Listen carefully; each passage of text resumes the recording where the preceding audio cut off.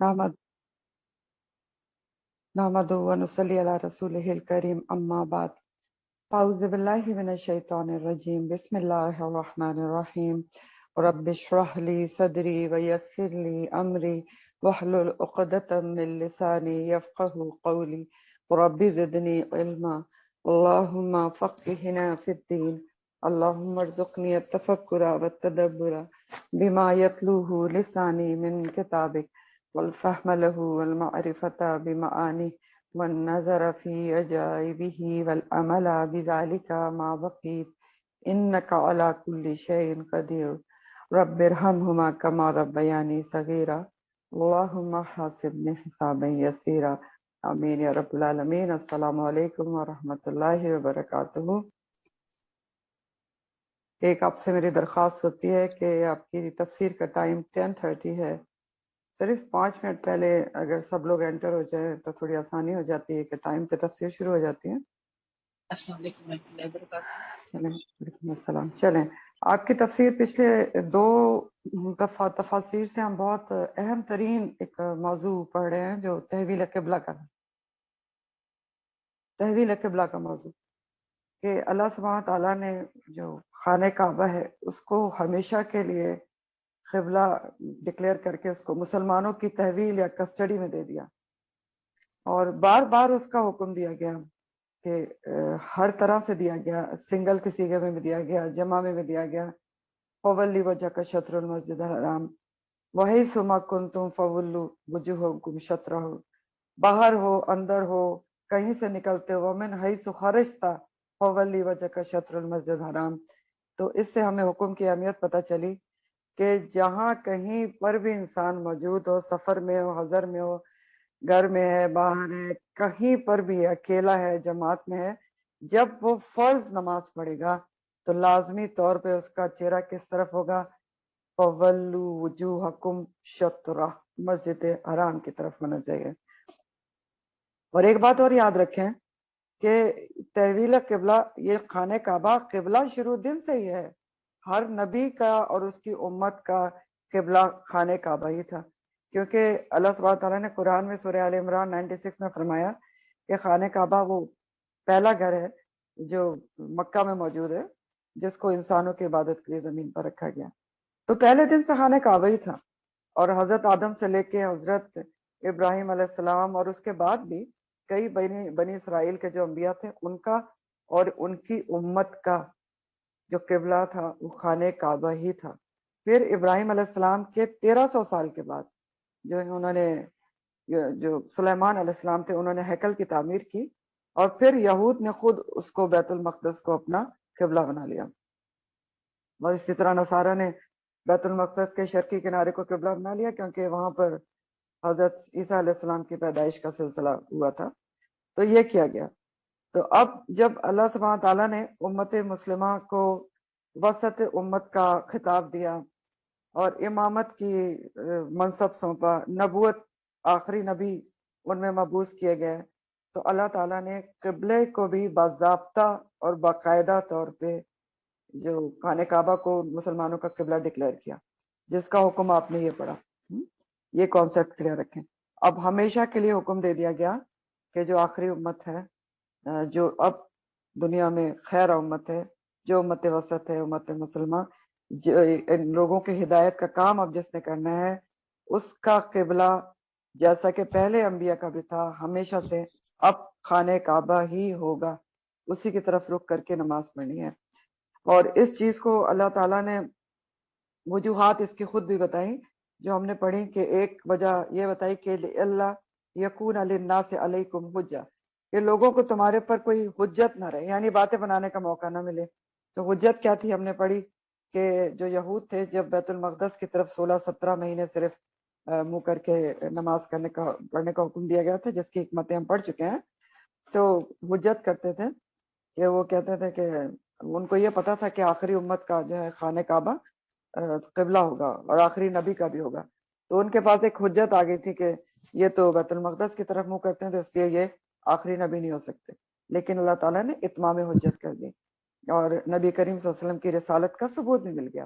اور اسی طرح اللہ تعالیٰ نے دوسری وجہ بتائی वलिउत्तिम्म निअमती अलैकुम और वलअल्लकुम तहतदून, ताकि मैं अपनी नेमतें तुम पर तमाम कर दूं, यानी नेमतें तुम पर सारी पूरी कर दूं। जिस तरह तुमको इमामत दे दी गई, जिस तरह नबूवत दे दी गई, इसी तरह किबला भी तुम्हारा अपना बना दिया गया, लअल्लकुम तहतदून, ताकि तुम हिदायत पा जाओ किबले की तरफ मुंह करके, और ये सारी नेमतें पाकर तुम हिदायत के रास्ते पे आ जाओ। फिर आगे फरमाया कमा अरसलना फीकुम रसूलन मिनकुम, जैसा कि भेजा हमने तुम में एक रसूल तुम ही में से। जैसा का मतलब क्या है?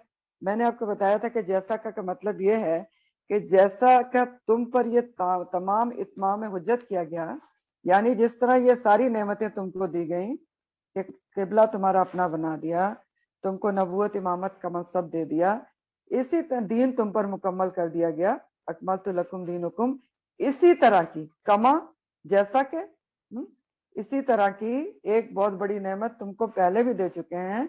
वो क्या थी? कमा अरसलना फीकुम रसूलन मिनकुम, एक रसूल भेज चुके हैं तुम्हारे पास तुम्हारे अपने में से ही। लक़द मन्नल्लाहु अलल मुमिनीना इस बासा फीहिम रसूलन मिन अनफुसिहिम, तो बिल्कुल एक बहुत बड़ी नेमत का इत्माम तो हम पहले भी तुम पर कर चुके हैं, इन नेमतों के अलावा, जब तुमने एक रसूल भेजा तुम ही में से, और वो रसूल भी बहुत सारी नेमतें अपने साथ लेकर आया था। वो क्या थी नेमतें? यत्लु अलैकुम आयातिना, वो तुमको हमारी आयात पढ़ के सुनाता था। वह युज़क्कीकुम, और वो तस्किया करता है तुम्हारा। वह युअल्लिमुकुम, और वो सिखाता है तुमको किताब की तालीम, किताब सिखाता है या किताब की तालीम देता है। वल हिकमा, और हिकमत की तालीम देता है। वह युअल्लिमुकुम, और उसने तुमको वो कुछ सिखाया मालम तकूनु तालमून, जो तुम नहीं जानते थे। तो ऐसी ही बहुत बड़ी नेमत हम तुमको पहले भी दे चुके हैं कि एक रसूल तुम्हें भेजा जो ये नेमतें साथ लेकर आया, और युअल्लिमुकुम मालम तकूनु तालमून, तुम्हें वो कुछ सिखाया जो तुम नहीं जानते थे। तो ये एक ऐसी नेमत थी, रसूल की नेमत, जिसने तुम्हारी काया ही पलट दी। तुम जाहिल थे, उज्जट कौम थे, अंधेरे में थे, तुम्हें दीन सिखाया, अल्लाह का रास्ता दिखाया, आपस में मोहब्बत और उल्फत सिखाई, और तुम दुनिया के लिए नमूना बन गए। तो यहां तक तहवील किबला की बात थी, जो बहुत इंपॉर्टेंट टॉपिक था। अब इस मौजू को वहीं वाइंड अप किया जा रहा है जहां से बात शुरू हुई थी। कहां से बात शुरू हुई थी? इब्राहिम अलैहिस्सलाम की दुआ से। आयत नंबर 129 याद कर लीजिए, जिसमें अल्लाह ताला ने इब्राहिम अलैहिस्सलाम की दुआ बताई थी कि उन्होंने दुआ की, रब्बना वबअस फीहिम रसूलन मिनहुम यतलू अलैहिम आयातिका व युअल्लिमुहुमुल किताब वल हिकमा व युज़क्कीहुम। ठीक, तो वहीं से बात शुरू हुई थी और वहीं पर खत्म की जा रही है, लेकिन यहाँ दुआ की तरतीब अल्लाह ताला ने बदल दी है। जरा 129 खोल के देख लेगा, वहां तरतीब क्या है कि यतलू अलैहिम आयातिक के बाद युअल्लिमुल किताब और हिकमा की बात है, और आखिर में तस्किया है। लेकिन यहाँ पर अल्लाह ताला तस्किया पहले ले आए हैं, दूसरे नंबर पे ही तस्किया है। तो ये चीज क्या जाहिर कर रही है? तस्किये की अहमियत को जाहिर कर रही है कि तस्किया एक अहम चीज है। और मैंने आपको पहले ये बताया था कि ये दुआ जो है, ये वाली आयत कुरान में 4 मरतबा आई है। दो दफा तो यही सूरह अल बकरा में आपके सामने है, ये सेकंड टाइम आ रही है, और एक दफा सूरह आल इमरान में है, और एक दफा सूरह अल जुमुआ में है। तो तरतीब जो 3 दफा यहाँ पर भी, आल इमरान में भी और सूरह जुमा में भी इसी तरह है कि तस्किया दूसरे नंबर पे आया है। तो क्यों ऐसा किया गया है? तस्किया को तरजीह क्यों दी गई है? इसलिए कि जब तक इंसान का तस्किया नफ्स ना हुआ हो ना, उसके अंदर से बुराइयां ना निकली हुई हों, जो गलत अखलाकियात है वो ना निकली हुई हों, तो कुरान और हिकमत की तालीम का फायदा ही नहीं होता, क्योंकि बात कोई अंदर जाती ही नहीं, अमल में ही नहीं आती। तो तस्किया अहम है, इसलिए उसको पहले दूसरे नंबर पे लाया गया। और यहाँ पर यह आयत दोबारा इसलिए भी आई है कि उम्मत मुस्लिमा को इमामत और नबूवत का जो मनसब सौंपा जा रहा है, उम्मत वसत बनाया जा रहा है, तो उस मनसब के लिहाज से उम्मत अपना मकसद समझ ले कि उम्मत वसत ने अब किस तरीके पर अपना काम करना है, जिस तरीके पर रसूलुल्लाह सल्लल्लाहु अलैहि वसल्लम ने काम किया था। ये 4 काम, इन्हीं 4 निकात पर, इन्हीं 4 पॉइंट्स पर काम करके उम्मत ने, अल्लाह नबी करीम सल्लल्लाहु अलैहि वसल्लम की उम्मत ने, हमने लोगों को अल्लाह से जोड़ना है। یہی 4 کام کر کے. یتلو علیہم آیاتنا، آیات پڑھ کے سنانا، سب سے پہلے تلاوت کر کے سنانی. جب بھی قرآن اور سنت کی تعلیم ہوگی تو آیات پڑھ کے تو سنانی ہوتی ہے. تو پہلا کام ہے تلاوت کرنی آیات کی. نبی کریم صلی اللہ علیہ وسلم نے ہمیں کیسے پڑھ کے سنایا تھا، صحابہ کو کیسے پڑھ کے سنایا تھا؟ جیسے ویسے کا ویسا، جیسے اللہ سبحانہ تعالیٰ نے جبرائیل علیہ السلام کے ذریعے ان کو سنوایا تھا. تو ہم نے بھی پوری ایفرٹس اور پوری کوشش کرنی ہے کہ ہم بھی اسی طرح پڑھنے کی کوشش کریں قرآن کو، جیسا کہ قرآن کو اللہ سبحانہ تعالیٰ نے اتارا ہے، پڑھ کے سنوایا تھا. کیونکہ پیچھے اللہ تعالیٰ نے ان لوگوں کی تعریف کی تھی کہ جو کتاب دیے گئے ہیں اور وہ اس کو ایسے پڑھتے ہیں کہ جیسا کہ تلاوت کرنے کا حق ہے. الذین آتیناہم الکتاب یتلونہ حق تلاوتہ، جن کو کتاب دی گئی وہ اس کو ویسے پڑھتے ہیں جیسا کہ حق ہے تلاوت کا. تو حق کا تلاوت ہی کرنا ہے ہم نے، یہ ہمارا کام ہے، تبھی ہم یہ کام آگے بڑھا سکتے ہیں. اور آگے بڑھانے کے علاوہ بھی آپ دیکھیں نا، قرآن روز قیامت پڑھ کے سنانا ہے اللہ سبحانہ تعالیٰ کے سامنے. اللہ کا کلام اللہ کے سامنے پڑھنا، خدا نہ کرے غلط طریقے سے پڑھا جائے، اتنی ندامت کا. عائشہ کائنڈلی ذرا مائکس کا خیال رکھیے، ندامت کا باعث ہوگا. تو بہرحال حق کا تلاوت ہی کرنا بہت ضروری ہے، اور اس کے لیے ہمیں محنت کرنی چاہیے. تجوید سیکھنی چاہیے، تجوید. اور تجوید کا لفظ جو ہے وہ جیت سے ہے، جیدہ یجوید التجوید. جیت کے معنی ہوتے ہیں حروف کو صاف ستھرا کرنا، سنوارنا. لفظی معنی تجوید کا لفظی معنی ہے حروف کو صاف ستھرا کرنا، سنوارنا. اور اصطلاحی معنی تجوید کے کیا ہیں؟ قرآن کی تلاوت اس طرح کرنا کہ الفاظ نہ گھٹے نہ بڑھیں. یہ امپورٹنٹ چیز ہے، اس کو سنیں اور لکھیں کہ تجوید کا اصطلاحی معنی کیا ہے. قرآن کی تلاوت اس طرح کرنا، الفاظ نہ گھٹیں نہ بڑھیں، آرات کی تبدیلی نہ ہو، جہاں رکنا ہے وہاں رکا جائے، مخارج صحیح طور پر ادا کیے جائیں. اور حضرت علی کرم اللہ وجہ کے مطابق تجوید کیا ہے؟ حروف کو دھیان سے ادا کرنا اور اوقاف میں ماہر ہونے کا نام تجوید ہے. یہ حضرت علی کا قول ہے. وہ کہتے ہیں حروف کو دھیان سے پڑھنا اور اوقاف میں ماہر ہونے کا نام تجوید ہے. اوقاف کیا ہوتے ہیں؟ وقف کی مہارت، کہ کہاں پر وقف کرنا ہے کہاں پر نہیں کرنا. تو یہ سب سے پہلا کام، یہ سب سے پہلا کام ہی بہت اہم ہے، یتلو علیہم آیاتنا کا. کیونکہ دیکھیں اگر آیات صحیح پڑھنا ہمیں نہیں آئی تو ہم دوسرے کو قرآن سکھا نہیں سکتے، کیونکہ پہلا امپریشن ہی، پہلا اثر ہی غلط پڑ جائے گا کہ ان کو تو قرآن صحیح طور پہ پڑھنے نہیں آتا تو یہ ہمیں کیا بتائیں. تو اس لیے بھی قرآن کا جو تلفظ ہے سیکھنا، تجوید سیکھنا بہت زیادہ ضروری ہے. تجوید کو جاننا، سیکھنا، قرآن کو اچھی آواز سے پڑھنا، یہ سب ضروری ہے. بخاری مسلم کی حدیث کا مفہوم کے مطابق قرآن کو پڑھنے کا ماہر معزز فرشتوں کے ساتھ ہوگا روز قیامت، معزز فرشتوں کے ساتھ، کرامن بررا کے ساتھ ہوگا. اور دوسرا کام ہے وَيُزَكِّيكُمْ، اہم ترین کام جس کو اللہ تعالیٰ دوسرے ہی نمبر پہ لے آئے ہیں، یزکی، تزکیہ کرنا. اس کام کے لیے سب سے پہلے تو دلوں کی نرمی بہت ضروری ہے، دلوں کو نرم ہونا. کیونکہ میں نے آپ کو تزکیہ کا عمل پچھلی تفسیر میں بتایا تھا گارڈنر کے عمل سے ریلیٹ کر کے، کہ جب گارڈن سے نکالنا ہوتی ہے نا غلط جڑی بوٹیاں تو کیا کرتا ہے مالی؟ پانی دیتا ہے اس کو پہلے کہ زمین نرم ہو جائے، اور پھر آسانی سے جو غلط جڑی بوٹیاں ہیں وہ پک کر لے، ان کو نکال دے وہاں سے. تو بالکل اسی طرح دل کا اور نفس کا تزکیہ کرنے کے لیے دلوں کی نرمی پیدا کرنا اس میں بہت ضروری ہے. وہ کہاں سے پیدا ہوگی؟ وہی الہی سے جڑنے سے پیدا ہوگی، قرآن سے جڑنے سے پیدا ہوگی. کیونکہ وہی الہی بھی بارش کی طرح ہوتی ہے، پانی کی طرح برسے گی جب دل کی زمین پر تو دل نرم پڑے گا. تو سب سے پہلے وہی الہی سے جڑیں گے، دل نرم پڑے گا تو تزکیہ ہوگا، ورنہ سخت زمین سے تو آپ کوئی چیز نہیں نکال سکتے. تو تزکیہ کرنا ہے.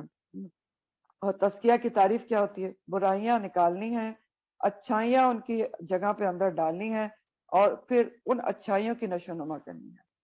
اور تزکیہ پہلے اپنا کرنا ہے. سب سے پہلے دوسروں کا تزکیہ نہیں کرنا ہوتا، سب سے پہلے تو تزکیہ اپنا کرنا ہوتا ہے، اور پھر آس پاس والوں کا کرنا ہوتا ہے. حضرت علی رضی اللہ تعالیٰ عنہ کا قول ہے کہ جو برائی کا نقصان نہیں جانتا وہ اس کے واقع ہونے سے نہیں بچ سکتا، اور جو بھلائی کا فائدہ نہیں جانتا وہ اس کے کرنے پر قادر نہیں ہے۔ تو کیا کہہ رہے ہیں کہ دیکھیں جب تک برائی، آپ کو برائی کا پتہ ہی نہیں ہے کہ یہ برائی ہے اور اس کا کیا نقصان نہیں ہے، تو آپ اس کے واقع ہونے سے نہیں بچ سکتے، اس لیے برائیاں اندر سے نکالنا ضروری ہے۔ اور دوسرے اسٹیپ میں انہوں نے فرمایا کہ جس کو بھلائی کا فائدہ نہیں معلوم تو وہ اس کے کرنے پہ قادر نہیں ہے۔ تو جب ہمیں اچھائی کا پتہ ہی نہ ہو، اچھائیاں اندر ہی نہ ڈالیں، تو پھر کیسے نشو نما اور کیسے اچھائیاں کی جائیں گی؟ اور یہ جو تزکیے کا عمل ہے یہ صرف کتاب سے ہرگز بھی نہیں ہو سکتا کہ کتاب آپ پڑھ کے سمجھیں کہ آپ کا تزکیہ ہو جائے گا، نہیں ہو سکتا۔ اس کے لیے استاد کا ہونا لازم و ملزوم ہے، بہت ضروری ہے۔ اور ہر قرآن اور کے جو استاد ہوتا ہے اس کا یہ فرض منصبی ہے کہ وہ اپنے اسٹوڈنٹس کا تزکیہ کرے، اور جس نے اپنا تزکیہ کر لیا وہی کامیاب ہے۔ سورہ العلیٰ کے مطابق قد افلح من تزکا، تحقیق کامیاب ہو گیا جس نے تزکیہ کر لیا۔ تیسرا کام ہے وَيُعَلِّمُكُمُ الْكِتَابَ، یعلم، علم یعلم، تعلیم۔ ایسے الفاظ کے اندر کیا معنی پائے جاتے ہیں؟ محنت اور اہتمام پایا جاتا ہے، تدریج پائی جاتی ہے یعلم میں۔ تو نبی کریم صلی اللہ علیہ وسلم نے کتاب کی تعلیم بہت ایسے ہی دی ہے، محنت سے، اہتمام سے، ہر طرح سے کتاب کی تعلیم دے کے گئے آپ۔ لفظی طور پر بھی سکھایا، تلاوت بھی سکھائی، معنوی طور پر بھی سکھایا، تفسیر بھی سکھائی، عملی طور پر بھی سکھا دیا، کتاب کے ایک ایک حکم پر عمل کر کے دکھا دیا۔ تو سوچے یعلم کا لفظ یہاں پر بہت پریسائز ہے کہ بہت ہی اہتمام اور محنت سے آپ نے کتاب کی تعلیم دی۔ تو کتاب کی تعلیم ہم نے بھی اسی طریقے سے حاصل کرنی ہے، علامہ یعلم تعلیم کے طریقے سے، محنت سے، اہتمام سے۔ پہلے خود اچھے طریقے سے حاصل کرنی ہے، اور کتاب کی تعلیم اچھے طریقے سے حاصل کرنے کے لیے اگین پھر 4 چیزیں ضروری ہیں۔ وہ کیا ہیں؟ استاد، شاگرد، ماحول اور کتاب۔ ماحول کا ہونا بھی بہت ضروری ہے، ماحول کاؤنٹ کرتا ہے۔ اگر آپ ایسی محفل میں، ایسی مجلس میں موجود ہو نا، میں آپ کو بار بار جو کہتی ہوں نا لائف کلاس اٹینڈ کریں، ماحول ہوتا ہے جس میں آپ کے ایمان کا لیول اوپر ہوتا ہے۔ اگر آپ کہیں اور پر بیٹھے ہیں، آپ کے پاس آس پاس لوگ بیٹھے ہیں، اسی میں آپ قرآن کی تعلیم حاصل کریں، اس طرح کی اٹینشن اور اس طرح کا آپ کے اوپر اثر کبھی بھی نہیں ہو سکتا جس طرح آپ جب خود قرآن کی مجلس میں موجود ہوتے ہیں۔ تو استاد، شاگرد اور کتاب کے ساتھ ساتھ ماحول بھی کاؤنٹ کرتا ہے۔ اور کتاب کی تعلیم خود اچھی طرح سے حاصل کرنے کے بعد کتاب کی تعلیم کو پھیلانا اور سکھانا اپنا مشن بنا لینا۔ کیوں؟ کیونکہ امت وسط کا یہی تو مشن ہے۔ امت وسط اسی لیے تو بنایا گیا ہے، اٹھایا ہی اس لیے گیا، کنتم خیر امت اخرجت للناس، لوگوں کے لیے اٹھایا گیا، اپنے لیے تھوڑی اٹھایا گیا، ہمیں لوگوں کے لیے کام کرنا ہے۔ زندگی کا مقصد ہی ہے۔ بخاری کی حدیث ہے نا، خیرکم من تعلم القرآن وعلمہ، تم میں سے بہترین وہ ہیں، بیسٹ ترین کون؟ جو قرآن سیکھیں اور سکھائیں، سیکھیں اور سکھائیں۔ پھر ہے حکمت کی تعلیم، یعلمکم الکتاب والحکمہ، حکمت سیکھنا کتاب کی تعلیم کے ساتھ ساتھ۔ اور حکمت کی ڈیفینیشن آپ پڑھ چکے ہیں پیچھے کہ اس کے لفظی معنی ہوتے ہیں سمجھ بوجھ اور دانائی، اور حکمت کیا ہوتی ہے؟ صحیح وقت پر صحیح طریقے سے صحیح بات کرنا۔ تو حکمت سیکھنا بھی بہت ضروری ہے۔ قرآن کی تعلیم کے لیے، قرآن کی تعلیم لینے کے لیے، دینے کے لیے حکمت بہت ضروری ہے کہ انسان کو وہ سمجھ بوجھ اور دانائی آنی چاہیے جس کے ساتھ وہ صحیح وقت پر صحیح طریقے سے صحیح بات کر سکے۔ یہ چیزیں کاؤنٹ کرتی ہیں، یہ نہیں کہ کوئی ٹائم اور ہے، لوگ سننے کے موڈ ہی میں نہیں ہیں اور آپ بات سنانا شروع کر دیں نا، تو اس وقت تو کوئی بھی نہیں سنے گا آپ کی بات۔ تو صحیح وقت، صحیح طریقہ، دلائل سے، اور صحیح بات قولاً بلیغا کرنے کی صلاحیت ہونی چاہیے، یہ حکمت ہوتی ہے۔ قولاً بلیغا کس کو کہتے ہیں؟ دل میں اترنے والی بات۔ تو یہ حکمت کا طریقہ بھی بہت ہی ضروری ہے قرآن کو بتانے اور سیکھنے اور سکھانے کے لیے۔ تو اس آیت میں یہی سمجھایا گیا ہمیں کہ جس طرح کعبہ عبادت کے لیے مرکزی مقام ہے، اسی طرح رسول صلی اللہ علیہ وسلم کا تمہاری زندگی میں مرکزی مقام ہے۔ ان کی بےعزت تم پر احسان بڑا انعام ہے، اور انہوں نے یہ 4 کام کیے. اب ان کے اس مشن کو تم نے انہی نکات پر آگے لے کر چلنا ہے، کیونکہ وَكَذَلِكَ جَعَلْنَاكُمْ أُمَّةً وَسَطًا لِتَكُونُوا شُهَدَاءَ عَلَى النَّاسِ. تو تم نے تو یہ کام لازمی طور پر کرنا ہے کسی نہ کسی لیول پر. اور وَيُعَلِّمُكُمْ مَا لَمْ تَكُونُوا تَعْلَمُونَ، اور تم کو وہ کچھ سکھایا جو تم نہیں جانتے تھے. تو دیکھ لیں ایسا کچھ سکھایا پہلے وہ جو قوم ان کے سامنے تھی کہ عرب کی ایک اجڑ گوار قوم صحابہ کرام اجمعین بن گئی، رضی اللہ عنہم بن گئی، اور ہمارے لیے ایک ہمیشہ کے لیے نمونہ بن گئی. اور ایک حدیث کے مفہوم میں آتا ہے، حضرت ابو ذر کہتے ہیں کہ نبی کریم صلی اللہ علیہ وسلم کی وفات اس حال میں ہوئی کہ انہوں نے ہمیں آسمان پر پھڑ پھڑاتے پرندوں کے بارے میں بھی سکھایا. یعنی ان کے کہنے کا مقصد یہ تھا کہ نبی کریم صلی اللہ علیہ وسلم نے زندگی کا کوئی پہلو نہیں چھوڑا کہ جس پر سکھایا نہ گیا ہو کہ اس کے اوپر کس طرح سے کیا کرنا ہے. اور اگر ہم سوچیں تو سب سے بڑھ کر نبی کریم صلی اللہ علیہ وسلم نے تدبر اور تذکر سکھایا. تدبر اور تذکر، عقل کا استعمال سکھایا. اسی لیے آپ دیکھیں کہ دنیا میں ترقی اسلام کے ذریعے ہی آئی ہے. تو اتنی ساری نعمتیں اللہ تعالیٰ نے امت مسلمہ کو دی ہیں. وَلِأُتِمَّ نِعْمَتِي، سب سے بڑھ کے نعمت کما ارسلنا فیکم رسول منکم. تو اب اتنی ساری نعمتیں پا کر کرنا کیا چاہیے؟ یہ اللہ تعالیٰ آگے بتا رہے ہیں کہ تم کو میں نے اتنی نعمتیں دے دی، تو اب تم کیا کرو؟ فَاذْكُرُونِي، بس مجھے یاد کرو، میرا ذکر کرو میرا. اتنی نعمتیں پا کر تمہیں لازمی طور پر یہ چاہیے.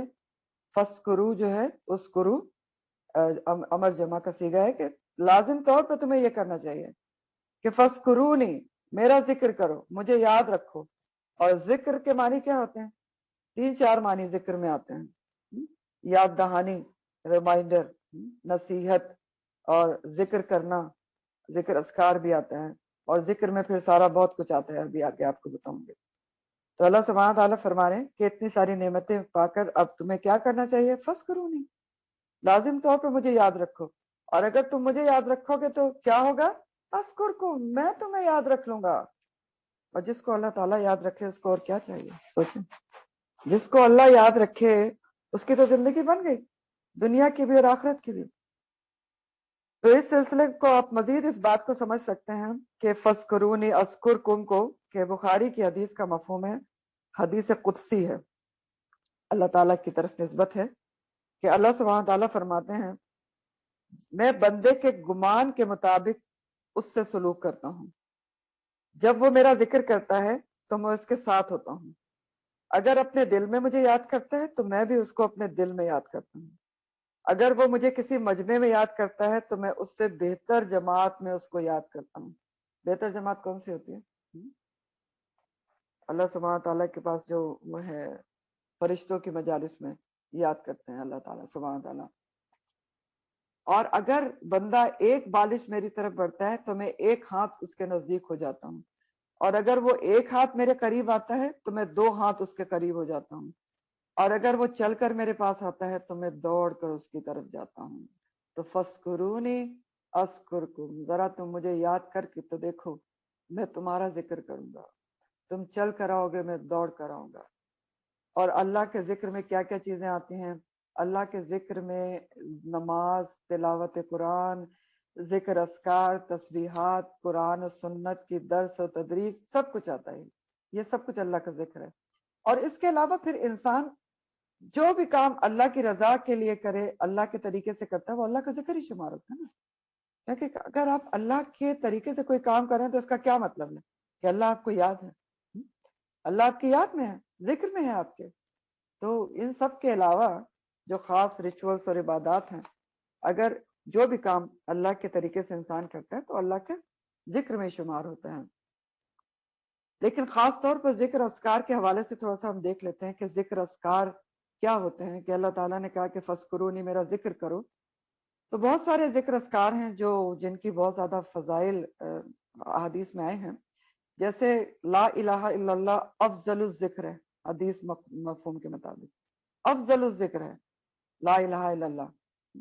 لا الہ الا اللہ افضل الذکر کیوں کہا گیا ہے؟ کیونکہ زبان سے کہہ کر کے اللہ کے سوا کوئی معبود نہیں ہے، اگر انسان اس کو دل میں راسخ کر لے نا، دل میں گاڑ لے کہ اللہ کے سوا کوئی معبود نہیں، تو بس پھر کیا ہے، سمجھ لیں اس نے جنت کا راستہ پا لیا، یا اللہ کے معبود بنا لیا۔ میں نے آپ کو بتایا تھا نا الفاظ معنی میں کہ الہ کے معنی معبود ہوتے ہیں اور معبود کا معنی کیا ہوتا ہے۔ تو بس جس نے لا الہ الا اللہ، اللہ کے سوا کوئی الہ نہیں، یہ بات زندگی دل میں جما لی، وہ کامیاب ہے۔ پھر اسی طرح دوسری حدیث کا مفہوم مسلم کی ہے کہ ابو مالک اشعری سے روایت ہے، رسول اللہ صلی اللہ علیہ وسلم نے فرمایا طہارت ایمان کا حصہ ہے، الحمدللہ میزان کو بھر دیتا ہے، اور سبحان اللہ اور الحمدللہ یہ دونوں جو کلمے ہیں آسمانوں اور زمین کے درمیان ساری فضا کو بھر دیتے ہیں۔ مسلم کی ایک اور حدیث کا مفہوم ہے، حضرت ابو ہریرہ سے مروی ہے، نبی کریم صلی اللہ علیہ وسلم نے فرمایا کہ سبحان اللہ والحمد للہ، سبحان اللہ والحمد للہ ولا الہ الا اللہ واللہ اکبر، تیسرا کلمہ، مجھے ان تمام اشیاء سے محبوب ہے جس پر سورج طلوع ہوتا ہے۔ اور اسی طرح جو سبحان اللہ و بحمدہ سبحان اللہ العظیم کے بارے میں بہت خوبصورت حدیث ہے، مسلم بخاری دونوں میں ہے کہ سبحان اللہ و بحمدہ سبحان اللہ العظیم دو کلمات ہیں جو زبان پر ہلکے ہیں، میزان پر بہت بھاری ہیں، اور رحمان کو بہت پسند ہیں۔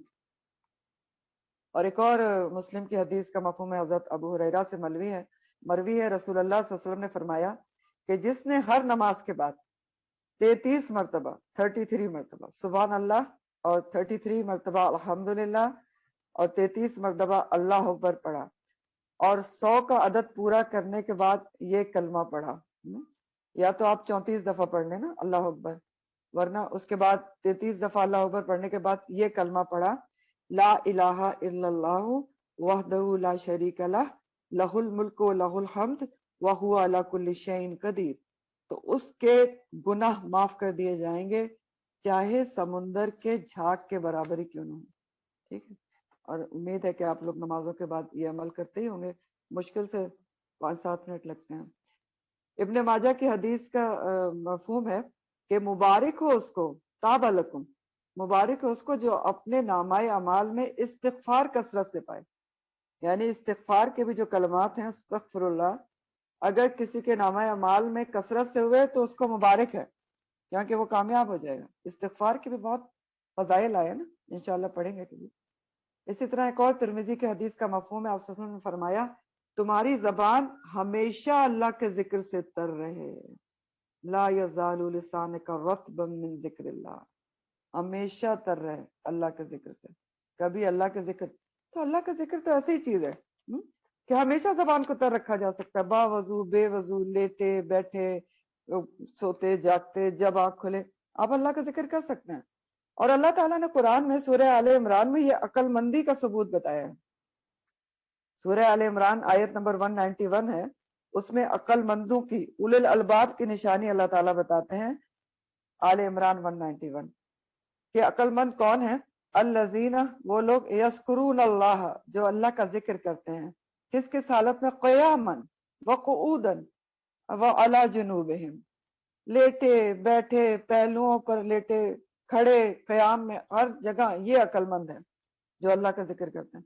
تو واقعی عقل مندی ہے نا، زبان سے اللہ کا ذکر کرنے میں کیا کبات، انسان کسی وقت بھی کر سکتا ہے، ہر حال میں کر سکتا ہے، وضو کی بھی شرط نہیں ہوتی اس میں، تو کریں اللہ کا ذکر۔ تو اور اللہ کے ذکر پہ ایک اور بہت ساری آیت ہے، سورہ جمعہ آیت نمبر 10 میں بھی آتا ہے، وَاذْكُرُوا اللَّهَ كَثِيرًا لَعَلَّكُمْ تُفْلِحُونَ، اللہ کا ذکر کثرت سے کیا کرو تاکہ تم فلاح پا جاؤ، فلاح، اخروی فلاح۔ تو فَاذْكُرُونِي أَذْكُرْكُمْ، تم میرا ذکر کرو میں تمہارا ذکر کروں گا، لین کا دین ہے، اللہ کا ذکر کرو اللہ تمہیں یاد رکھیں گے، اللہ تعالیٰ یاد رکھیں تو آپ کو اور کیا چاہیے، مجھے کیا چاہیے۔ تو کیا ہے ہمارے لیے سبق، بہت ہی امپورٹنٹ سبق ہے کہ اللہ کے ذکر کے تمام طریقے اپنانے ہیں۔ جو کچھ میں نے آپ کو بتایا اللہ کے ذکر میں شامل ہے، تو نماز ایسی ہونا چاہیے جو اللہ سے ملاقات ہو، قرآن پر تدبر ایسا ہی ہونا چاہیے کہ واقعی انسان قرآن کا دوست، اللہ کا دوست بن جائے، قرآن پڑھ کے ولی اللہ بن جائے، اور زبان پہ جیسے نبی کریم صلی اللہ علیہ وسلم نے ہدایت کی کہ ہر وقت اس کے ذکر سے تر ہو۔ ایک اور حدیث کا مفہوم ہے مسلم کی کہ آپ صلی اللہ علیہ وسلم نے فرمایا اس شخص کی مثال جو اللہ کو یاد کرتا ہے اور جو اللہ کو نہیں یاد کرتا، زندہ اور مردہ کسی ہے۔ تو کیا اس سے پتہ چلا یعنی اللہ کا ذکر روح کی غذا ہے، ورنہ روح کیا ہوتی ہے؟ بیمار ہوتی ہے، اور بیمار ہوتے ہوتے پھر کیا ہوتی ہے؟ مردہ ہی ہو جاتی ہے، دل مردہ ہو جاتا ہے۔ تو دل اور روح کو زندہ کرنے کے لیے بھی اللہ کا ذکر ضروری ہے۔ پھر فرمایا وشکرولی ولا تکفرونی، اور میرا شکر بھی ادا کرو اور میری ناشکری نہ کرو۔ کل میں نے آپ کو ایک چیز ہائی لائٹ کرائی تھی کہ اس میں مجھے اور میرے کے لیے 3 ڈفرینٹ قسم کی میکنگ آئی ہے۔ فسکرونی میں نی میں مجھے ہے، اور وشکرو لی میرے لیے ہے، اور تکفرونی میں صرف زیر جو لگا ہے نیچے وہ میرے کو ظاہر کرتا ہے، یعنی یہ زیر اصل میں چھوٹی یا کا قائم مقام ہے۔ تو یہ تھوڑی سی چیزیں بھی یاد رکھا کریں، یہ تدبر ہے۔ ابھی تو میں نے کہا کہ قرآن پر تدبر ایسا ہو کہ واقعی تدبر ہونا چاہیے۔ تو اللہ تعالیٰ امت مسلمہ کو تاکید کر رہے ہیں کہ تمہیں اتنی نعمتیں دے دی گئیں، وَلِأُتِمَّ نِعْمَتِي تم پر کر دیا گیا، تو اتنی نعمتیں پا کر فخر و غرور کا شکار نہیں ہونا ہے، بلکہ نعمتیں پا کر اس رب کا شکر ادا کرنا ہے جس نے سب کچھ دیا ہے۔ وَاشْكُرُوا، عمل جمع ہے، کرو شکر میرا، لی میرے لیے۔ اور کسی بھی نعمت کے ملنے کے اوپر انسان کا رویہ یہی ہونا چاہیے، چاہے نعمت چھوٹی ہو یا بڑی ہو، کہ زبان پر ذکر الہی ہو، وَاسْكُرُونِی ہو، اور دل میں شکر الہی ہو۔ تو شکر کرنے سے بہت فائدے ہوتے ہیں، شکر کرنے سے نعمتوں کا دوام ہوتا ہے، نعمتیں آپ کے پاس رہتی ہیں، اللہ تعالیٰ اور دیتے ہیں۔ اور عربی میں جو شکر کے کیا معنی ہے؟ عربی میں دعوت الشکور، یعنی شکر گزار جانور اس گائے کو کہتے ہیں جو کم چارہ کھا کر زیادہ دودھ دے، کم چارہ کھا کے زیادہ دودھ دے۔ تو پھر شکر گزاری کیا ہوئی؟ شکر گزاری کا ایٹیچیوڈ، رویہ کیا ہوا کہ چھوٹی نعمت پر بھی بڑی شکر گزاری۔ کم چارہ کھا کے زیادہ دودھ کا معنی کیا ہوا؟ چھوٹی نعمت کے اوپر بھی بڑی شکر گزاری۔ ایک پورا ایٹیچیوڈ ہونا چاہیے شکر گزاری، شکر گزاری ڈھونڈ ڈھونڈ کر کرنا چاہیے۔ اور ویسے تو ڈھونڈنے کی ضرورت نہیں ہوتی، اللہ کی اتنی نعمتیں ہیں کہ آپ کے سامنے ہی ہوتی ہیں، اگر گننا شروع کریں تو گن ہی نہیں سکتے، گن ہی نہیں سکتے نا۔ قرآن میں 2 جگہ آتا ہے وَإِن تَعُدُّوا نِعْمَتَ اللَّهِ لَا تُحْصُوهَا، اگر تم گننا چاہو اللہ کی نعمتیں تو گن ہی نہیں سکتے۔ اور جو اللہ کا شکر ہے اس کو ادا کرنے کی 3 صورتیں ہوتی ہیں، دل سے، زبان سے اور اعضاء سے۔ دل، زبان اور اعضاء سے شکر گزاری ہوتی ہے۔ دل سے کیسے ہوتی ہے؟ سب سے پہلے نعمتوں کا اعتراف، ایکنالجمنٹ دل میں کہ ہاں یہ نعمت مجھے ملی ہے، اور پھر ہر نعمت کو اللہ کی رضا کے کاموں میں لگانے کی نیت اور ارادہ، یہ دل کی شکر گزاری ہے کہ یہ نعمت مجھے مل گئی، اب میں اس کو کہاں لگاؤں گی؟ اس میں سے اللہ کا شکر گزاری کا حصہ ضرور نکالوں گی۔ کیونکہ دیکھیں ہر چیز کی جو بھی نعمت آپ کو ملی ہے نا، اس کی شکر گزاری کرنی ہوتی ہے۔ گھر آپ کو ملا ہے، اس کی شکر گزاری آپ نے کرنی ہے۔ کوئی نہ کام، اس میں کوئی کام ایسے ہونا چاہیے، بلکہ زیادہ تر کام ایسے ہونا چاہیے جو اللہ کی رضا کے مطابق ہوں۔ گھر والوں کو اللہ کے حکم پر چلنا چاہیے، یہ ساری چیزیں گھر کی شکر گزاری ہے۔ پھر اسی طرح گاڑی کی شکر گزاری بھی ہو سکتی ہے کہ اس سے کچھ نہ کچھ اللہ کے رضا کے کام ہو، اور پھر ہر لحاظ سے سوچ لیں۔ تو دل میں پہلے اعتراف نعمت، اور پھر نیت اور ارادہ کہ میں اللہ کے کاموں میں ضرور لگاؤں گی۔ اور زبان سے کیا ہے؟ الحمدللہ، اللہ کی تعریف، ذکر اور شکر۔ اور حدیث کا مفہوم ابن ماجہ کے اللہ کی نعمت کا بیان کرنا شکر ہے، اور اس کا ترک کرنا کفر ہے۔ بیان بھی کرنا چاہیے، بیان کرنا چاہیے، منہ کھول کے کہنا چاہیے کہ اللہ تعالیٰ نے مجھے یہ نعمت دی ہے، یہ نعمت مجھے ملی ہے، لوگوں کے سامنے کہیں یہ اللہ کی نعمت ہے۔ جیسا کہ اللہ تعالیٰ نے سورہ دوحہ میں فرمایا، سورہ دوحہ میں آیت نمبر 11 میں اللہ تعالیٰ نے فرمایا نا، فَأَمَّا بِنِعْمَةِ رَبِّكَ فَحَدِّثْ، بس اللہ کی نعمت کا، اپنے رب کی نعمت کا تم فحدث، اظہار کرو، ذکر کرو۔ تو زبان سے اللہ کی نعمتوں کا ذکر بھی کرنا چاہیے۔ اور اعضاء سے کیا کرنا چاہیے؟ اللہ کی عبادت اور اطاعت کے کام کرنا شکر ہے، گناہوں سے بچنا شکر ہے، اپنی صلاحیتوں کو اس کی راہ میں لگانا شکر ہے۔ اور ولا تکفرونی، اور میری ناشکری نہ کرو، یعنی کفران نعمت نہ کرو سوری، کفران نعمت نہ کرو۔ تو کفران نعمت کیا ہوتا ہے؟ کفران نعمت کیا ہوتا ہے؟ نعمت کا احساس ہی نہ ہونا، سب سے پہلے تو احساس ہی نہیں ہے کہ یہ نعمتیں ہیں، یہ نعمتیں ہیں، فار گرانٹیڈ لینا۔ اور یہ ایک بہت عام سی بات ہے، 1000 کروڑ نعمتیں ہمارے آس پاس موجود ہوتی ہیں، ہم فار گرانٹیڈ لیتے ہیں، احساس نہیں ہوتا۔ کچھ نہیں تو صرف اپنے جسم پہ ہم غور کر لیں، اگر اللہ تعالیٰ نے ہمیں ہر عضو سلامت دیا ہے، اس سے بڑی نعمت کیا ہو سکتی ہے؟ کبھی ان لوگوں کی طرف غور سے دیکھا کریں جن کے بیچاروں کی دونوں ٹانگیں نہیں ہوتے، سوچا کریں ان کے بارے میں، کبھی ہاتھ نہیں ہوتے۔ تو یہ سب سے پہلے نعمت کا احساس کہ میرے پاس یہ نعمت ہے، پھر اعتراف، پھر جس مقصد کے لیے نعمت دی گئی ہے اس مقصد کے لیے اس کا استعمال نہ کرنا جو ہوتا ہے نا، وہ کفران نعمت ہوتا ہے۔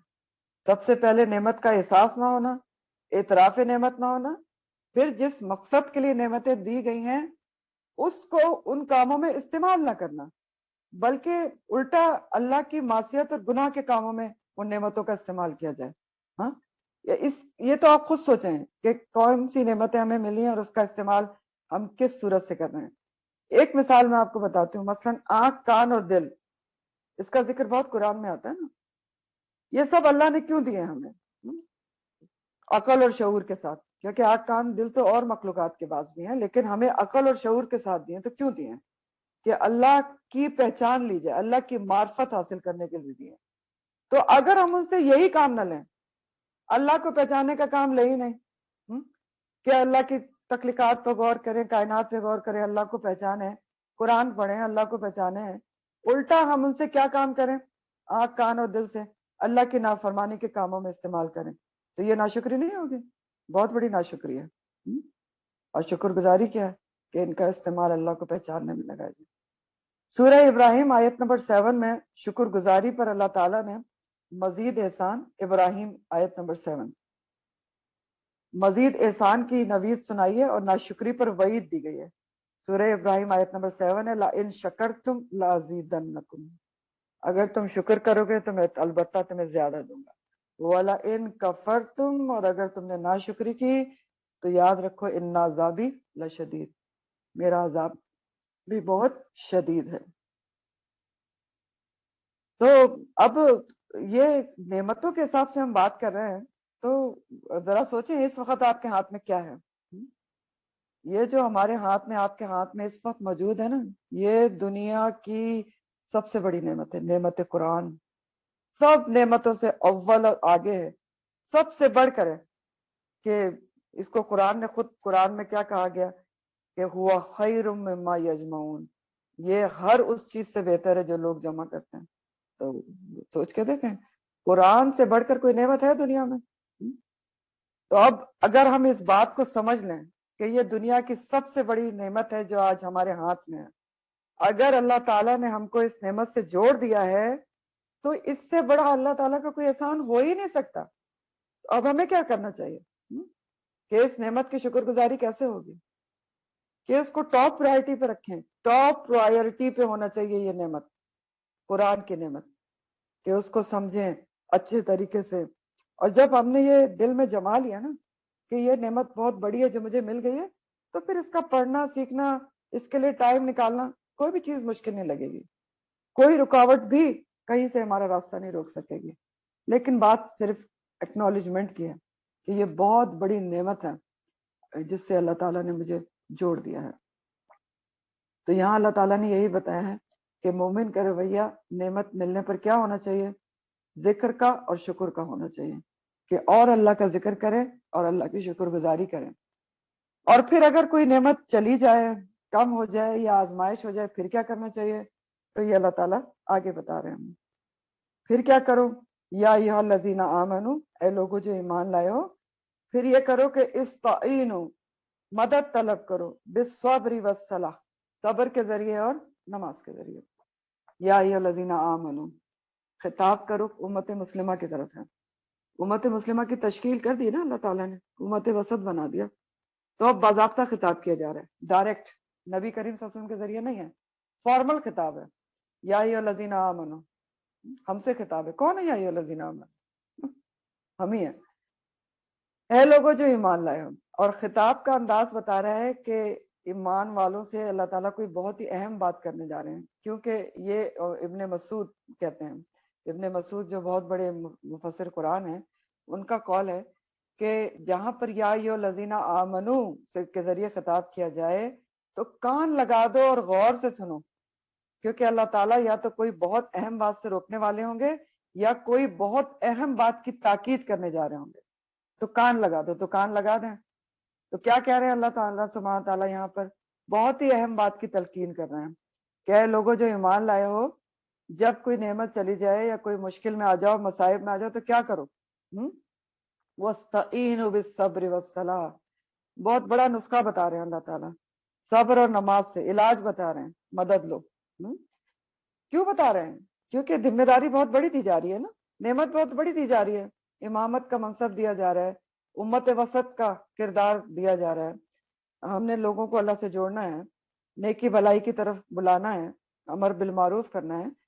تو جب یہ کام کیا جائے گا، تبلیغ دین کی جائے گی، دعویٰ دیا کام کیا جائے گا، تو کیا آسانیاں رہیں گی؟ کوئی مشکل نہیں آئے گی، مخالفت نہیں آئے گی، بڑا اسموتھلی سب کچھ چلنا پڑے گا؟ نہیں ہوگا، یہ سب ہوگا ہی. آپ جب بھی قرآن پڑھیں گے، پڑھائیں گے، دعوت کریں گے، تبلیغ دین کریں گے تو مشکلات تو ہوں گی. اور دنیا کا ویسے کون سا ایسا کام ہے جس میں مشکلات نہیں آتی؟ تو یہ کام جب کیا جائے گا تب تو مشکلات، مخالفت، تکالیف کا سامنا تو ہوگا، دل بھی دکھیں گے، ایسا بھی کچھ بیچ میں ہوگا. لیکن ایسی صورتحال میں دو رویے ہو ادھر سکتے سے ہیں. کیوں ہو گیا تھا؟ ریکارڈنگ کرتی ہیں بات. انا للہ و انا الیہ راجعون. کائنڈلی مائکس کا خیال رکھیں، بہت بڑی ڈسٹربنس کریٹ ہوتی ہے. تو بہرحال میں بات کر رہی تھی آپ سے کہ ذمہ داری بہت بڑی دی جا رہی ہے امت مسلمہ کو کہ اس نے لوگوں کو اللہ سے جوڑنا ہے اور نیکی اور بلائی کی طرف لے کر جانا ہے. تو جب یہ کام کیا جائے گا، تبلیغ دین کی جائے گی، تو مشکلات، مخالفت، تکالیف، ان سب کا سامنا ہوگا، دل بھی دکھیں گے بعض اوقات. لیکن اس صورتحال میں پھر دو رویے ہو سکتے ہیں. کیا دو رویے ہو سکتے ہیں؟ کہ انسان کا دل دکھ گیا دوران تبلیغ، تو تھوڑی سی کوئی مخالفت آ گئی، تکلیف آ گئی، رکاوٹ آ گئی، کیا کیا فوراً کام چھوڑ کر پلٹ گیا، چھوڑ دیا کام، بس ہم سے نہیں ہو سکتا، پلٹ جائے. اور دوسرا رویہ کیا ہے؟ ہر مخالفت، ہر تکلیف، ہر دل دکھنے پر انسان جم جائے کہ نہیں، میں نے یہ کام ہر حال میں کرنا ہے. ہاں، تو دو رویے ہو سکتے ہیں نا. تو اسی لیے اللہ تعالیٰ یہاں سمجھا رہے ہیں، تیار کر رہے ہیں کہ دیکھو مشکلات تو آئیں گی، راستہ آسان نہیں ہے، پھولوں کی سیج نہیں ہے، مشکلات آئیں گی. تمہیں امامت کی بہت بڑی نعمت مل رہی ہے، امامت کی ذمہ داری تم نے پورا کرنی، مشکلات تو ہوں گی لیکن تم نے پلٹنا نہیں ہے. یہ والی آپشن نہیں لینی، مجھ سے نہیں ہوتا، بڑا مشکل ہے، ٹائم ہی نہیں نکل پا رہا ہے مجھ سے، تو محنت بہت ہے، مجھے سمجھ ہی نہیں آتی، میری عمر یہ ہوگئی ہے، میری عمر وہ ہوگی. نہیں، تم نے جمنا ہے، تم نے یہ کام کرنا ہے، چھوڑنا نہیں ہے. کس طریقے سے کرنا ہے؟ وَاسْتَعِینُوا بِالصَّبْرِ وَالصَّلَاةِ، صبر و نماز کے ذریعے مدد طلب کرتے رہو اور کام میں آگے بڑھتے رہو. تو خاص کانٹیکس میں یہ بات ہجرت کے بعد مسلمانوں کو سمجھائی جا رہی ہے. ابھی نئے نئے لوگ مدینہ آئے ہیں نا، تو یہ مدنی صورت آپ پڑھیں نا، سورہ البقرہ. تو خاص کانٹیکس جو تعویل خاص ہے، ہجرت کے بعد مسلمانوں سے خطاب ہے کہ یہ نہ سمجھو یا ایھا الذین آمنو کہ مشکلات ختم ہو گئی مکہ سے نکل آئے. تو نہیں، ابھی اور بھی مشکلات آ سکتی ہیں، بڑے غزوات لڑنا پڑیں گے، بہت کچھ ہوگا ابھی. اور پھر عام تعویل جو ہے، تعویل ایک عام کانٹیکس ہر اہل ایمان سے خطاب ہے. یا ایھا الذین آمنو سے خطاب ہے. تو کیا اس میں میں نہیں آتی، آپ نہیں آتے، سب آتے ہیں. تو عام کانٹیکس میں اہل ایمان سے خطاب ہے کہ تم کو امت وسط بنا دیا گیا، خیر امت کا ٹائٹل مل گیا ہے، تو تم نے لوگوں کو اللہ سے جوڑنا ہے. تو اس کام کے دوران مشکلات، مخالفت کا سامنا تو ہوگا، لیکن تم نے صبر سے کام کرتے رہنا ہے، صبر اور صلاح سے مدد طلب کرنی ہے. یہ ہمارے سب کے لیے یہ پیغام ہے کہ کام میں صبر اور صلاح سے مدد طلب کرنا چاہیے. تو صبر کیا ہے؟ سب سے پہلے صبر کو دیکھ لیں، کیونکہ پہلے صبر کی ہی بات ہے. اچھا استقامت کی پہلے بات کر رہے ہیں، اللہ تعالیٰ جمنے کیا حکم دے رہے ہیں؟ کہہ رہے ہیں کہ جم جاؤ. میں نے آپ کو بتایا نا کہ جب بھی کوئی دین کے راستے میں، نیکی کے راستے میں مخالفت آتی ہے، مشکل آتی ہے، تو دو ایٹیچیوڈ ہے. یا انسان جم جائے یا کام چھوڑ کے پلٹ جائے کہ مجھ سے نہیں ہو سکتا. یہ تو بہت آسان بات ہے نا. لیکن مشکل اور اللہ تعالیٰ کی نظر میں اچھی اور اللہ تعالیٰ کی نظر میں پسندیدہ اور قبول کرنے والی کون سی بات ہے؟ انسان جم جائے، جم جائے. لاکھ مخالفتیں ہیں، میرا کچھ نہیں بگاڑ سکتی، میں نے یہ کام کرنا ہی کرنا ہے. ڈٹرمنیشن کہ میں نے کرنا ہے چاہے کچھ بھی ہو. تو اس کے بارے میں اب دیکھیں ترمذی کی حدیث کا مفہوم ہے. نبی کریم صلی اللہ علیہ وسلم سے ایک شخص نے پوچھا کہ مجھے کوئی ایسا عمل بتائیں جو مجھے جنت میں لے جائے. تو آپ نے فرمایا آمنت باللہ ثم استقم. آمنت باللہ، کہو میں اللہ پر ایمان لایا، بس پھر اس پر استقامت اختیار کر لو کہ میں اللہ پر ایمان لایا. کتنی بڑی بات اور ٹوٹکا آپ نے بتایا. ثم استقم، بس اس پر جم جاؤ کہ میں اللہ پر ایمان لایا. تو جب اللہ پر ایمان لایا تو اللہ کی خاطر میں ہر مشکل سے گزر سکتی ہوں. پھر اسی طرح سورہ فصلت کی جو آیت نمبر 30-31 میں، اس میں جمنے والوں کے لیے اللہ تعالیٰ نے بہت ہی بڑی اور خوبصورت بات بتائی ہے.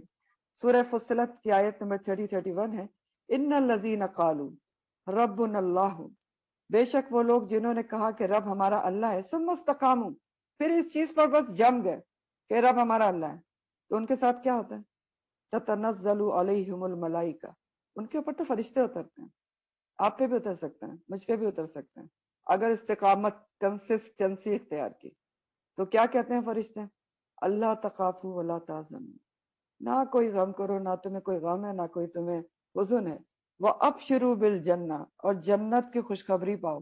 کس چیز پہ؟ استقامت پہ اللہ کی راہ میں. التی کنتم توعدون، جس کا تم وعدہ کیے جاتے ہو. نحن اولیاء فی الدنیا وفی الاخرہ، ہم تمہارے دوست ہیں دنیا اور آخرت میں. تو استقامت ایسی چیز ہے دین کے اوپر، قرآن کے اوپر، نیکی کے اوپر، کہ فرشتے اترتے ہیں اور کہتے ہیں ہم تمہارے دوست ہیں دنیا اور آخرت میں. تو ذرا استقامت اختیار کر کے دیکھیں، فرشتوں سے مدد آتی ہے آپ کی. جب آپ ڈٹرمنیشن اختیار کرتے ہیں، آپ کو ایسی جگہ سے مدد آتی ہے کہ جو آپ سوچ بھی نہیں سکتے. تو وہ فرشتے ہی تو ہوتے ہیں. قرآن کہہ رہے ہیں تتنزل علیہم الملائکہ. تو پھر صبر سے کیسے استقامت اختیار کی جاتی ہے اور صبر کیا چیز ہوتی ہے؟ صبر کی ڈیفینیشن اور اس کے مطلب ڈیٹیل سے سمجھ لیں. صبر کے لغوی معنی ہے روکنا اور باندھنا. لغوی معنی ہے روکنا اور باندھنا، اپنے نفس کو روکنا یا نفس پر قابو پانا، یہ صبر ہے. اور اصطلاحی شریعت میں صبر کے 3 مفہوم ہوتے ہیں. شریعت میں اسلام صبر کے 3 مفہوم ہیں، 3 معنی ہیں. نمبر 1، نفس کو حرام اور ناجائز چیزوں سے روکنا. صبر کیا ہے؟ نمبر 1، اپنے نفس کو حرام اور ناجائز چیزوں سے روکنا، اللہ کے حرام کردہ چیزوں سے کوشش کر کے بچ جانا. جھوٹ سے، غیبت سے، چغلی سے، برائیوں پر قابو پا لینا. نمبر 2 کیا ہے؟ اللہ کی اطاعت اور عبادت پر نفس کو جمانا. نمبر 1 کیا تھا؟ صبر، نفس کو حرام اور ناجائز چیزوں سے روکنا. نمبر 2، اللہ کی اطاعت اور عبادت پہ اپنے آپ کو جمانا. تو سوچ کے دیکھیں، ہر عبادت اور اطاعت کے لیے صبر چاہیے. لازم ہے نا. نماز ہے، صبر ہے. نماز کا بنیادی رکن ہے اطمینان، صبر سے. نماز کبھی جلدی نہیں ہوتی کہ جلدی سے نماز پڑھ لو پھر مہمان آ جائیں. نماز کبھی جلدی نہیں ہوتی، اطمینان چاہیے، صبر لازم ہے. اسی طرح روزہ دیکھ لیں، صبر ہے. حج دیکھ لیں، صبر لیں. قرآن سیکھنا سکھانا، صبر ہے. ہر چیز اپنے نفس کو قابو کر کے صبر سے اس پر جمانا ہے. تو دوسرا معنی صبر کا اللہ کی اطاعت اور عبادت پر نفس کو جمانا. اور تیسرا معنی مصائب اور آفات پر صبر کرنا، کہ کوئی مصیبت، غم اور علام آئے تو اپنی زبان سے کچھ نہیں کہنا، کوئی غلط کلمہ نہیں نکالنا، میرے پر کیوں آئی اور میں نے کیا کیا تھا اور ابھی تو عمر ہی کم تھی اور یہ کیوں ہو گیا اور میں تو یہ بھی کرتی ہوں اور میں وہ بھی کرتی ہوں، مجھ سے کیوں چھین لیا گیا. یہ سب نہیں کرنا، یہ صبر نہیں ہے. اور نہ صرف زبان، اپنی حرکات، چہرے کے تاثرات کو بھی قابو میں رکھنا. چہرے کے تاثر سے بھی نہ پتہ چلے کہ آپ کو اللہ سے کوئی شکوہ اور شکایت ہے. جزا فضا نہ کرنا. جزا فضا کیا ہوتی ہے؟ واہ ویلا نہ کرنا، شور نہ کرنا، راضی برضا رہنا. تو یہ 3 معنی ہے صبر کے. ٹھیک ہے. نفس کو حرام ناجائز چیزوں سے بچانا، اللہ کی اطاعت اور عبادت پر جمانا، مصائب اور آفات پر صبر کرنا. اور صبر ہی وہ چیز ہے جو ہر امتحان میں کامیاب ہونے کی کنجی ہے. اور صبر صلاح سے زیادہ مشکل ہے. صلاح پھر بھی آسان ہے، صبر زیادہ مشکل ہے. لیکن صبر کے بغیر پھر کسی امتحان میں انسان کامیاب بھی نہیں ہو سکتا. اور صبر کے بغیر اللہ کا ذکر بھی نہیں ہو سکتا، صبر کے بغیر شکر بھی نہیں ہو سکتا. اور صبر و شکر بہت ضروری ہے مومن کے لیے، کیونکہ صبر و شکر ایک مومن کے لیے پرندے کے دو پروں کی طرح ہوتے ہیں، جس کے بغیر ایمان کی پرواز ہو ہی نہیں سکتی. دو پر چاہیے، صبر اور شکر. حدیث کا مفہوم مسلم کی، مومن کا معاملہ بھی عجیب ہے. مومن کا معاملہ بھی عجیب ہے.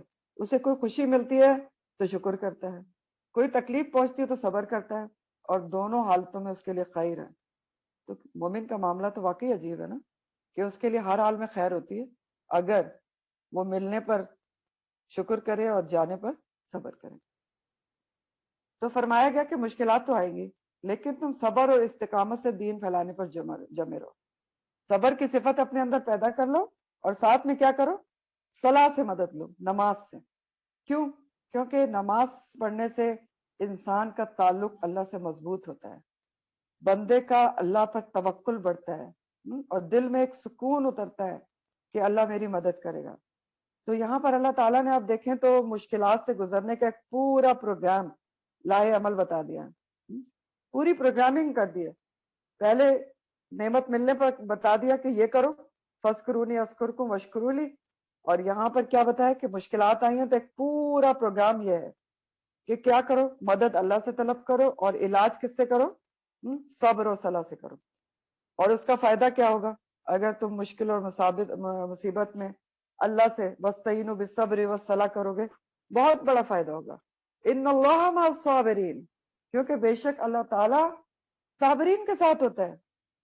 صابر کے جمع ہے صابرین، صبر کرنے والوں کو اللہ کی معیت مل جاتی ہے، اللہ کا ساتھ مل جاتا ہے، اللہ کی تائید مل جاتی ہے. دل میں یہ احساس اگر پیدا ہو جاتا ہے کہ میں ہر مشکل سے گزر جاؤں گا کیونکہ اللہ میرے ساتھ ہے، میں اللہ سے مدد طلب کر رہی ہوں نا.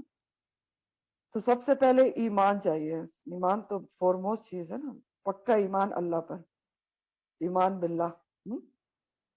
یہ ابھی حدیث میں بھی بتایا نا کہ نبی کریم صلی اللہ علیہ وسلم نے کیا کہا کہ کہو آمنت باللہ ثم استقم، پھر استقامت. تو پہلے ایمان چاہیے، پھر ایمان کے ساتھ صبر، اور صبر کے ساتھ صلاح، ہر مشکل آسان ہو جائے گی. سورہ زمر آیت نمبر 10، الزمر 10 میں اللہ تعالیٰ فرماتے ہیں انما یوفی الصابرون اجرہم بغیر حساب. بے شک اللہ تعالیٰ صبر کرنے والوں کا ان کا اجر بغیر حساب دیں گے. حساب ہی کوئی نہیں ہے، بے حساب اجر ہے صبر کا.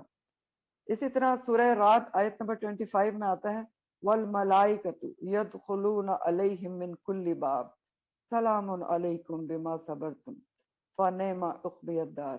اور ملائکہ ان کے اوپر جنت میں ہر دروازے سے داخل ہوں گے اور کہیں گے سلامتی ہو تم پر، اس وجہ سے کہ جو تم نے صبر کیا، دنیا میں جو صبر کیا، تو کتنا اچھا تمہیں اب یہ گھر ملا ہے.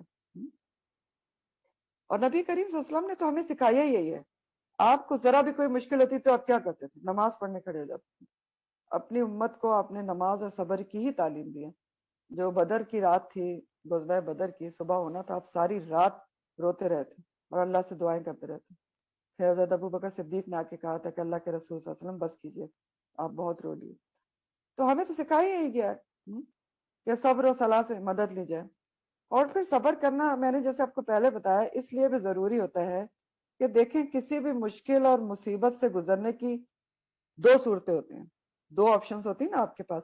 مشکل اور مصیبت آتی تو ضرور ہے ہر کسی کے اوپر، یہ بات بھی ابھی آگے آئے گی. اس سے گزرنے کی دو صورتیں ہیں. ایک کیا ہے کہ واویلا کرے انسان، شور کرے. لیکن شور اور واویلا کرنے سے کیا مشکل حل ہو جاتی ہے؟ نہیں حل ہوتی. دوسری صورت کیا ہے؟ صبر اختیار کرے، جس میں بہت فائدے ہیں، اللہ کی طرف سے انعامات ہیں، ریوارڈز کا اعلان ہے، جیسے میں نے آپ کو بتایا بغیر حساب اجر ہے. اور اللہ تعالیٰ مشکل کو حل بھی کر دیتے ہیں، مشکل حل بھی ہو جاتی ہیں. تو یہ رویہ زیادہ اچھا نہیں کہ انسان جو ہے صبر کے اوپر جو مشکل آئے اس کے اوپر واویلا نہ کرے، بلکہ صبر کرے، ریوارڈز مل جائیں گے. اس کے علاوہ اگر شور مچائے گا تو نقصان ہونے کا اندیشہ ہے، نقصان ہونے کا اندیشہ ہے۔ پھر اللہ تعالیٰ آگے فرماتے ہیں کہ ولا تقولوا، اور نہ تم کہو، لمن اس کے لیے، یقتل جو مارا جائے، قتل کیا جائے، فی سبیل اللہ امواتن مردہ ہے، بل احیاء بلکہ وہ زندہ ہیں، ولکن لا تشعرون لیکن تم شعور نہیں رکھتے۔ ان لوگوں کو جو اللہ کی راہ میں، سبیل اللہ کا مطلب کیا ہوتا ہے؟ اللہ کی راہ میں، دین کی راہ میں، اللہ کا کام کرتے ہوئے، اللہ کے کلمے کو سر بلند کرتے ہوئے، جہاد فی سبیل اللہ میں، قتال فی سبیل اللہ میں مارے جاتے ہیں، تو ان کو مردہ نہ کہو، یہ کہا جا رہا ہے۔ امواتن کا جو لفظ ہے نا، میت کی جمع ہے، بل احیاء بلکہ وہ زندہ ہیں، حی کی جمع ہے۔ تو یہاں پر اشارہ یہ کیا جا رہا ہے کہ ہو سکتا ہے دین کی راہ میں کوئی بڑی آزمائش بھی آ جائے، چھوٹی موٹی تو بتایا گیا نا کہ چھوٹی موٹی آئے گی، آپ وستعینوا بالصبر والصلاۃ کریں، بڑی بھی آ سکتی ہے، اتنی بڑی آزمائش آ جائے کہ جان ہی چلی جائے۔ فی سبیل اللہ، اللہ کے راستے میں جان بھی تو جا سکتی ہے نا، دین پر چلتے ہوئے یا دین پھیلاتے ہوئے، نیکی کی راہ پر چلتے ہوئے، دین سیکھتے سکھاتے ہوئے بھی تو جان جا سکتی ہے نا۔ آپ بتائیں نا، حدیث کا مفہوم ہے کہ جو طالب علم ہوا، دین سیکھ رہا ہوا اور اس کے دوران موت آ گئی تو اس کی موت فی سبیل اللہ ہوتی ہے۔ لیکن تو بہرحال اشارہ کیا جا رہا ہے کہ یہ بھی ہو سکتا ہے کہ کوئی بڑی آزمائش آ جائے کہ جان ہی چلی جائے، نیکی کی راہ میں دین پھیلاتے ہوئے، دین اللہ کی راہ، دین کے لیے لڑتے ہوئے آپ کی جان چلی جائے، تو اللہ تعالیٰ کہہ رہے ہیں کوئی بات نہیں، بہت ہی عزت و شرف کا مقام ہے ان کا جو اللہ کی راہ میں قتل ہو جاتے ہیں، ان کی عزت و تکریم کرو جو فی سبیل اللہ فوت ہو جائے، ان کو مردہ نہ کہو۔ کیونکہ مردہ لفظ سے کیا ہے؟ مایوسی ٹپکتی ہے۔ مردہ کہنے سے کیا ہوتا ہے؟ مایوس کن ورڈ ہے، حوصلہ شکن ہوتا ہے، تو ان کو مردہ نہ کہو، شہداء کو، اللہ کی راہ میں، تاکہ جذبہ جہاد قائم رہے۔ اور ویسے بھی شہید کی موت کیا ہوتی ہے؟ شہید کی جو موت ہے وہ قوم کی حیات ہے، تو شہید ایک حیات جاوداں پا لیتا ہے۔ تو بل آیاہن، وہ زندہ ہیں، زندہ تو وہ ہیں لیکن ولیکن لا تشعرون، تم شعور نہیں رکھتے۔ یعنی ان کی آگے کی زندگی کیسی ہے شہادت کے بعد، اس کا تم شعور نہیں رکھتے۔ یہ بات غور سے سمجھنے کی بات ہے۔ اللہ تعالیٰ خود کہہ رہے ہیں کہ ان کی آگے کی زندگی کیسی ہے شہید ہونے کے بعد، وہ زندہ تو ہیں، کہاں پر زندہ ہیں، کیسے زندہ ہیں، اس کا تم شعور نہیں رکھتے۔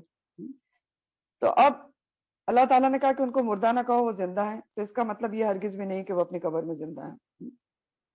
شہید جو ہوتے ہیں قبر میں زندہ نہیں ہے۔ کیا کہا جا رہا ہے؟ یہ برزخی زندگی کی بات ہو رہی ہے، مرنے کے بعد کی برزخی زندگی کے حوالے سے بات کی جا رہی ہے، شہداء کی برزخی حیات کی بات ہے، جس کے بارے میں ہم تفصیلات نہیں جانتے۔ برزخ کی جو زندگی ہے اس کا تعلق غیب سے ہے، اسی لیے اللہ تعالیٰ نے کہا کہ وہ زندہ ہیں، ولیکن لا تشعرون، لیکن تم شعور نہیں رکھتے کیسے اور کہاں زندہ ہیں۔ تو برزخی زندگی کیا ہوتی ہے؟ برزخی زندگی موت سے لے کر قیامت تک کی زندگی کو برزخ کی زندگی کہا جاتا ہے۔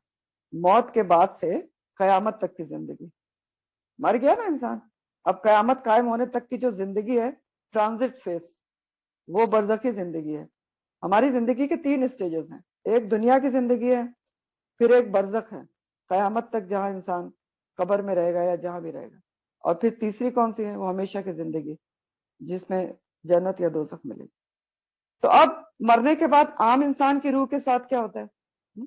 عام انسان کی روح برزخی زندگی میں داخل ہو جاتی ہے، برزخ میں، جہاں پر کیا ہوتا ہے؟ نیک جو ارواح ہوتی ہیں وہ علیین میں چلی جاتی ہیں۔ یہ سورہ المطففین میں اس کا ذکر آتا ہے، علیین، عین سے، اور اس کا روٹ الو ہے، بلندی۔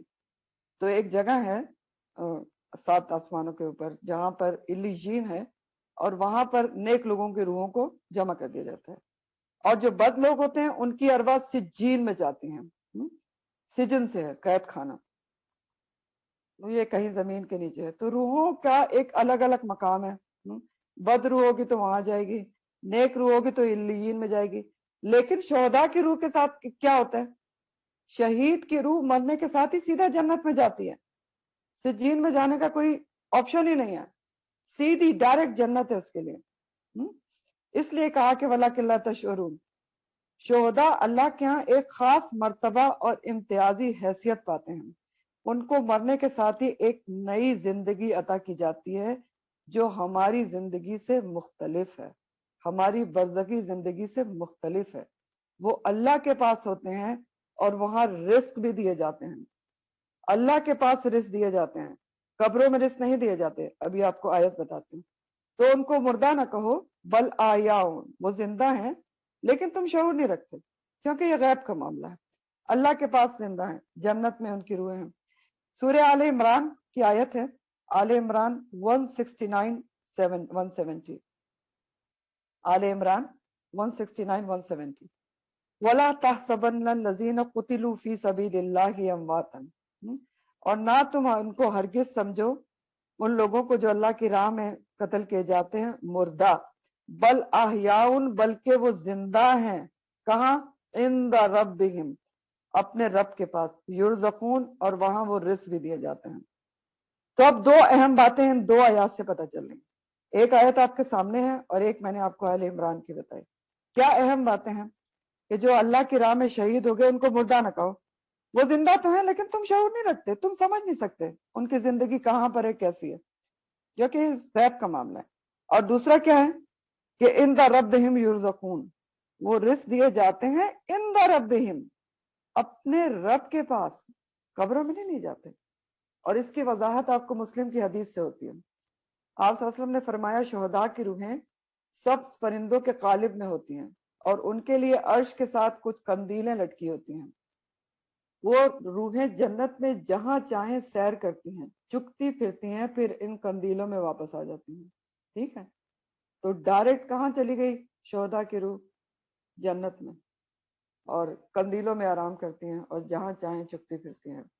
پھر اسی طرح مسلم کی حدیث کا مفہوم ہے شہید کے خون کا ایک قطرہ بھی زمین پہ گرے نہیں پاتا کہ وہ جنت میں چلا جاتا ہے، یا ایک حدیث میں آتا ہے کہ اس کی بخشش ہو جاتی ہے. تو ان آیات اور حدیث سے ہمیں کیا بات معلوم ہوتی ہے کہ شہداء کو موت تو آتی ہے لیکن ان کی موت عام انسانوں سے بہت مختلف ہوتی ہے، بہت فضیلت، قدر و منزلت والی ہوتی ہے.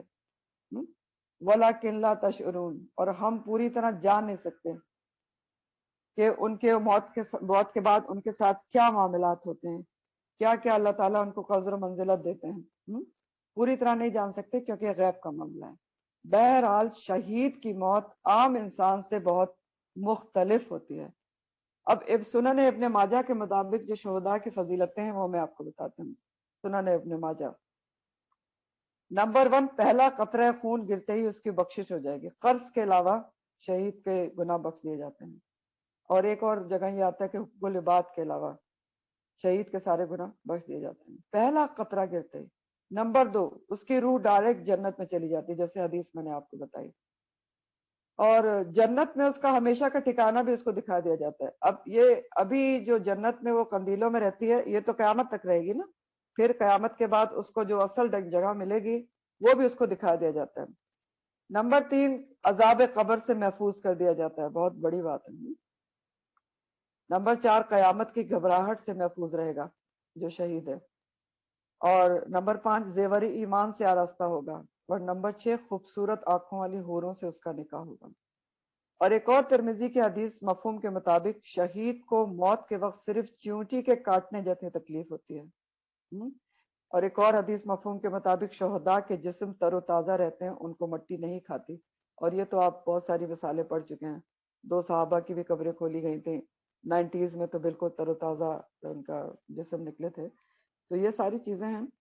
اور شہداء کی بہت فضیلت اور ان کی موت یقینی طور پر عام انسان سے مختلف ہے اور عزت و تکریم اور فضیلت والی ہے. ایک حدیث کا مفہوم ہے جو بخاری مسلم دونوں میں ہے، حضرت انس سے مروی ہے کہ آپ صلی اللہ علیہ وسلم نے فرمایا کوئی شخص بھی تم میں سے ایسا نہیں ہے جو جنت میں جا کر دنیا میں آنے کی تمنا کرے، خواہ اس کو زمین کی ساری دولت بھی دے دی جائے. یعنی جنت میں جانے کے بعد انسان کو اللہ تعالیٰ اگر کہیں کہ میں تمہیں یہ اور یہ اور یہ دوں گا تو تم دنیا میں چلے جانا چاہتے ہو تو چلے جاؤ، کوئی بھی نہیں آنا چاہے گا، لیکن سوائے شہید کے.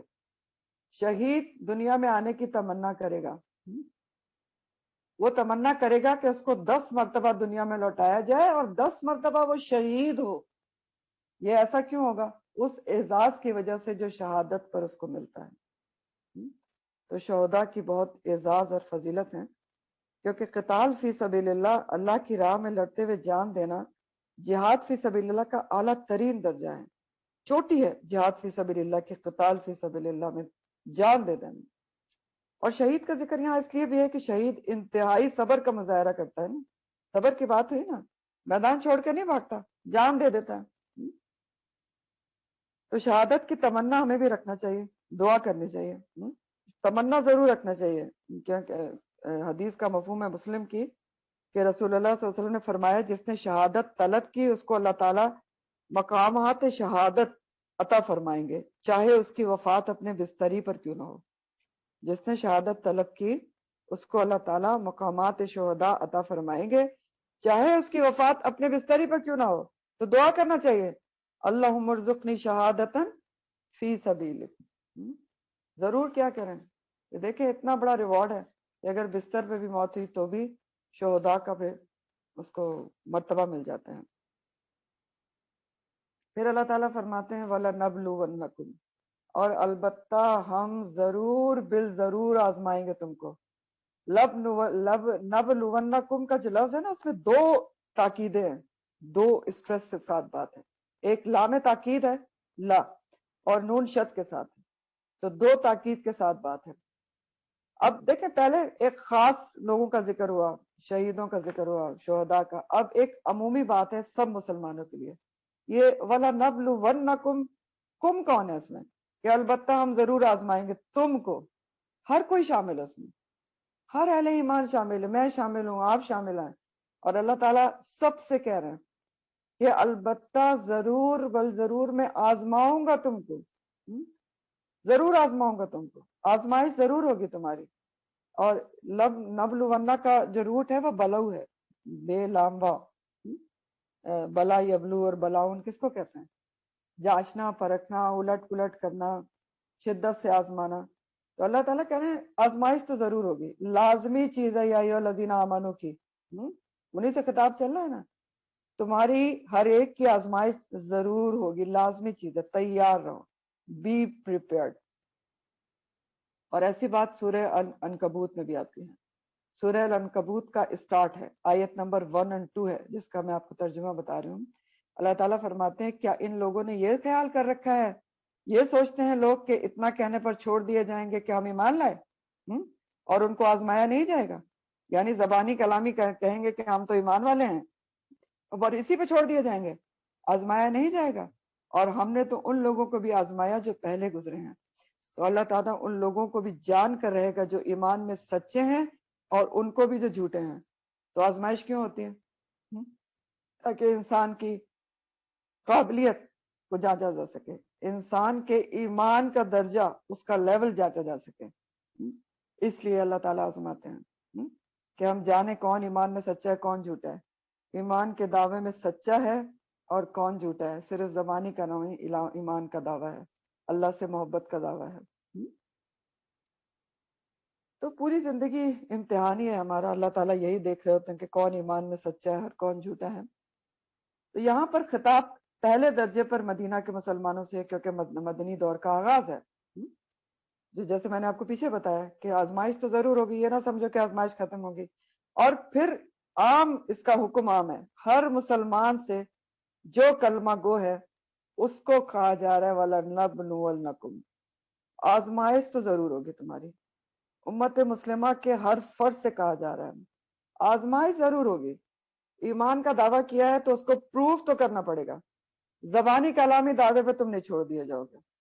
آزمائش ضرور ہوگی، کس چیزوں میں؟ بشین، ساتھ کچھ چیزوں کے، من الخوف، خوف سے، والجوع، اور بھوک سے، ونقص من الاموال والانفس والثمرات، اور نقصان یا گھاٹے میں مالوں کے یا نفسوں کے یا ثمرات کے۔ تو اس میں سے کسی نہ کسی چیز سے آزمائش ہوگی، اس لسٹ میں سے کسی چیز کے ذریعے آزمائش ہو سکتی ہے، لازمی ہوگی کسی نہ کسی طریقے سے۔ تو پہلے ہم خاص کانٹیکس میں دیکھ لیتے ہیں کہ مدینہ میں مسلمانوں کی آزمائش کیسے کیسے ہوئی۔ تو مدینہ کے مسلمانوں کو خوف سے آزمائش کیسے ہوئی؟ آپ دیکھیں کہ جب انیشیلی مسلمان آپ صلی اللہ علیہ وسلم مدینہ گئے تو جنگ احزاب سے پہلے تک ہر وقت ایک ہنگامی صورتحال رہتی تھی، ایمرجنسی کی صورتحال رہتی تھی کہ کون کب حملہ آور ہو جائے، کیونکہ مشرکین سے بھی بہت زبردست خطرہ تھا، آس پاس کے قبائل سے خطرہ تھا۔ اور اس کے سلسلے میں بخاری کی ایک حدیث کے مفہوم میں آتا ہے کہ ایک دفعہ آپ صلی اللہ علیہ وسلم نے فرمایا، کاش، کون فرما رہے ہیں؟ نبی فرما رہے ہیں صلی اللہ علیہ وسلم، کاش آج رات کوئی میرا پہرا دے کہ میں آرام سے سو سکوں۔ یہ سن کر سعد بن ابی وقاص جو تھے وہ رضی اللہ تعالیٰ عنہ، وہ مسلح ہو کر آگے، تو کہا یا رسول اللہ صلی اللہ علیہ وسلم میں پہرا دیتا ہوں، آپ سو جائیں۔ اس طرح آپ نے آرام کیا۔ تو خوف ایک بہت بڑی آزمائش ہوتی ہے، اور جو خاص کانٹیکس میں مسلمان مدینہ میں آ کر اس آزمائش سے گزرے، من الخوفی۔ پھر بھوک سے آزمائش بھی دیکھیں، اب یہ خاص کانٹیکس میں آپ کو بتائیں۔ اصحاب صفہ کے بارے میں آپ جانتے ہیں نا، صفہ، اصحاب صفہ کا ایک چبوترا، آپ ابھی بھی جو لوگ حج اور عمرے کے لیے جاتے ہیں وہاں جب آپ روضہ رسول صلی اللہ علیہ وسلم پر جاتے ہیں تو ایک چبوترا آپ کو نظر آتا ہے اٹھا اوپر بنا، وہ اصحاب صفہ کا چبوترا ہے۔ تو اصحاب صفہ کون تھے؟ جو مدینہ کے ارد گرد سے آ کر آپ کی صحبت میں، صلی اللہ علیہ وسلم کی صحبت میں رہتے تھے علم حاصل کرنے کے لیے، اور اگر اصحاب صفہ آپ سے علم حاصل نہ کرتے تو یہ علم آج ہم تک نہ پہنچتا، کیونکہ اس میں بہت بڑے بڑے محدث بھی شامل تھے، جیسے حضرت ابو ہریرہ رضی اللہ تعالیٰ عنہ جو ہیں وہ بھی اصحاب صفہ میں ہی شامل تھے، اور کتنی حدیث آپ ابو ہریرہ رضی اللہ تعالیٰ عنہ سے مروی پڑھتے ہیں۔ تو حضرت ابو ہریرہ رضی اللہ تعالیٰ عنہ سے مروی ہے بھوک کی آزمائش کے سلسلے میں، بخاری کی حدیث ہے۔ ابو ہریرہ فرماتے ہیں کہ میں نے اصحاب صفہ میں سے 70 آدمی ایسے دیکھے جن کے پاس 2 کپڑے بھی نہیں ہوتے تھے۔ اصحاب صفہ کے پاس 2 کپڑے بھی نہیں ہوتے تھے، ایک کپڑے سے 70 ڈھانپتے تھے، اگر اوپر ڈھانپتے تو نیچے کے پورشن ٹانگیں کھل جاتی تھیں، اور نیچے ڈھانپتے تو اوپر کھل جاتا تھا، یہ حال تھا۔ کھانے کو نہیں ہوتا تھا۔ خود حضرت ابو ہریرہ کے بارے میں بہت ساری روایات ہیں کہ بھوک کی شدت سے بے ہوش ہو جاتے تھے، بالکل بھوک سے آزمائش تھی، لیکن تعلیم حاصل کر رہے تھے۔ پھر بھی اگر وہ اتنی قربانی نہ دیتے، بھوک کی شدت میں آزمائش سے گزرنے میں کامیاب نہ ہوتے تو آج ہم تک دین پہنچا نہیں ہوتا۔ اور یہ ایک دفعہ بھوک سے بے ہوش ہو گئے تھے تو نبی کریم صلی اللہ علیہ وسلم نے ان کو اپنے گھر لے جا کے دودھ پلایا تھا۔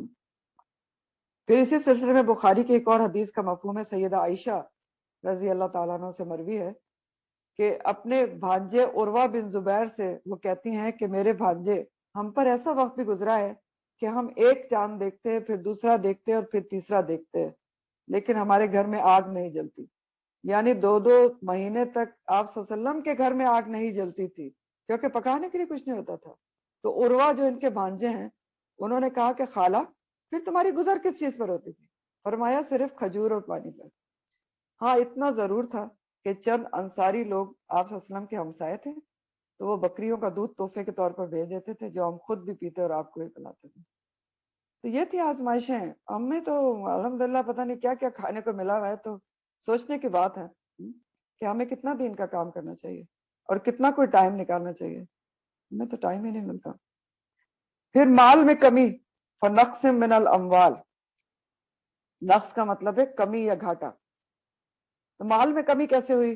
دیکھیں، آپ صلی اللہ علیہ وسلم کی نبوت سے پہلے آپ صلی اللہ علیہ وسلم تجارت کرتے تھے، اور حضرت خدیجہ رضی اللہ تعالیٰ عنہ سے جب آپ کی شادی ہوئی تو وہ اتنی مالدار تھیں کہ ان کا مال ایک طرف اور سارے اہل مکہ کا مال دوسری طرف، لیکن نبوت ملنے کے بعد ان کا سارا مال آپ نے دین کی تبلیغ میں خرچ کر دیا، یہاں تک کہ یہ صورتحال ہو گئی تھی کہ گھر میں کھانے کو کچھ بھی نہیں ہوتا تھا، جیسا کہ حضرت عائشہ نے بھی بتایا۔ اور اسی طرح حضرت ابو موسیٰ اشعری اسے جو فرماتے ہیں، ایک اور حدیث میں آتا ہے کہ ہم لوگ رسول اللہ صلی اللہ علیہ وسلم کے ساتھ ایک لڑائی کو نکلے۔ کون کہہ رہے ہیں؟ ابو موسیٰ اشعری۔ رسول اللہ صلی اللہ علیہ وسلم کے ساتھ ایک لڑائی کو نکلے تو ہمارے پاس صرف ایک اونٹ تھا سواری کے لیے، ہم باری باری اس پر سوار ہوتے تھے اور باقی لوگ پیدل چلتے تھے۔ پیدل چلتے چلتے ہمارے پاؤں پھٹ گئے، اس حال میں کہ ہم پاؤں پر چیتڑے لپیٹ لیتے تھے، اور اسی لیے اس غزوے کا نام کیا رکھا گیا؟ غزوہ ذات الرقاع۔ ذات الرقاع، رقاع کے مطلب ہوتے ہیں چیتڑے۔ پھر جانوں سے کیسے آزمائش ہوئی؟ مختلف غزوات میں کتنے مسلمان شہید ہوئے؟ غزوہ احد میں 70 لوگ شہید ہوئے تھے۔ وہ نقص من جو انفس ہے، نفسوں میں نقصان سے غزوہ احد میں 70 مسلمان شہید ہوئے تھے. اسی طرح سن 4 ہجری میں ایک واقعہ ہوا تھا جس کو بعیر معونہ کا واقعہ کہتے ہیں. بعیر کہتے ہیں کنویں کو، معونہ ایک جگہ ہے. وہ واقعہ کیا تھا مختصر آپ کو بتا رہی ہوں، آپ انشاءاللہ سیرت میں پڑھ لیں گے کہ مدینہ کے باہر سے ایک قبیلے والوں نے آ کر آپ صلی اللہ علیہ وسلم سے گزارش کی کہ ہمارے قبیلے کو اب دین سکھانے کے لیے کچھ صحابہ کو بھیجیں، پڑھے لکھے جو ہمارے قبیلے کو دین سکھائیں.